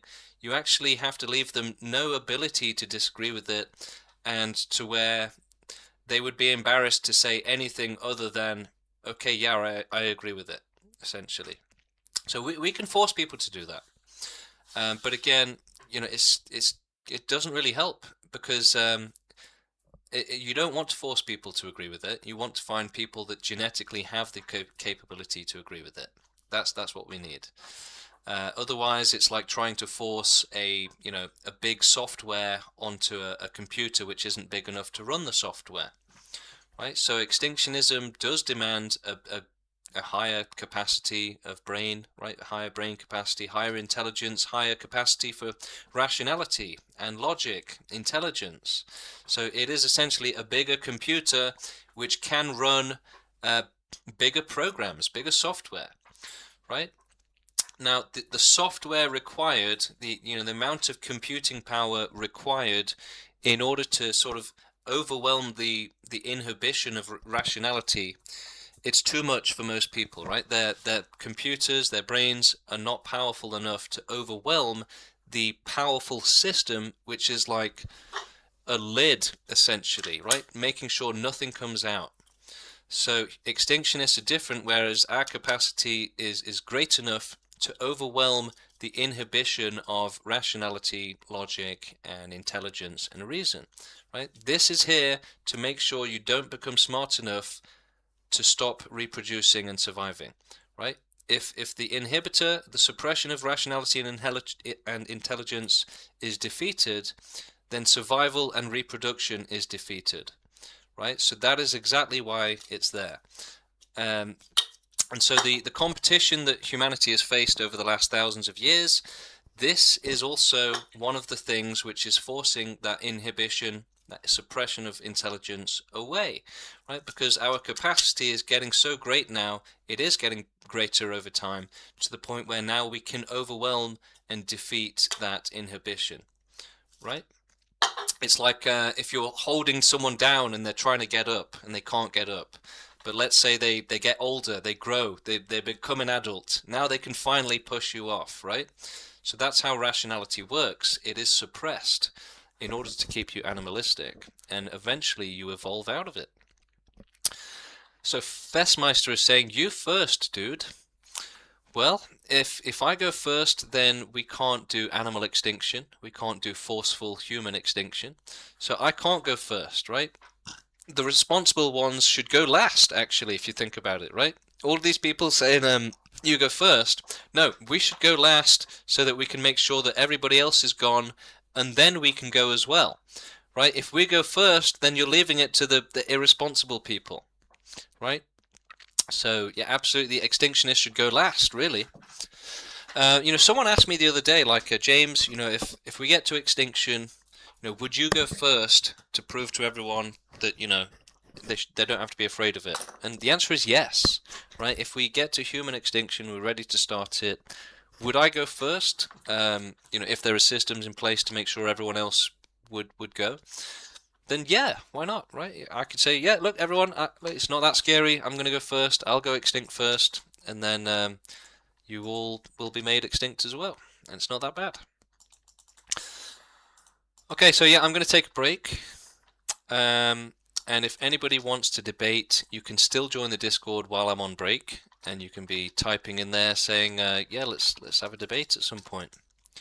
So look, guys, if you disagree with extinction to end all suffering, then tell us why. You know, give us a reason. Now it's difficult to debate. It's difficult to, you know, argue, right?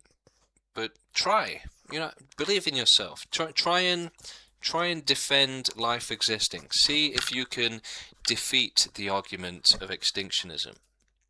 Right? Give it a go. Right? Give us something to work with. Anyway, yeah, I'm going to take a break now, guys. So thanks for joining us. I'll be back in a bit. Might make some modifications and stuff. And then, yeah, we'll see you in a short while. Probably like at least an hour or something.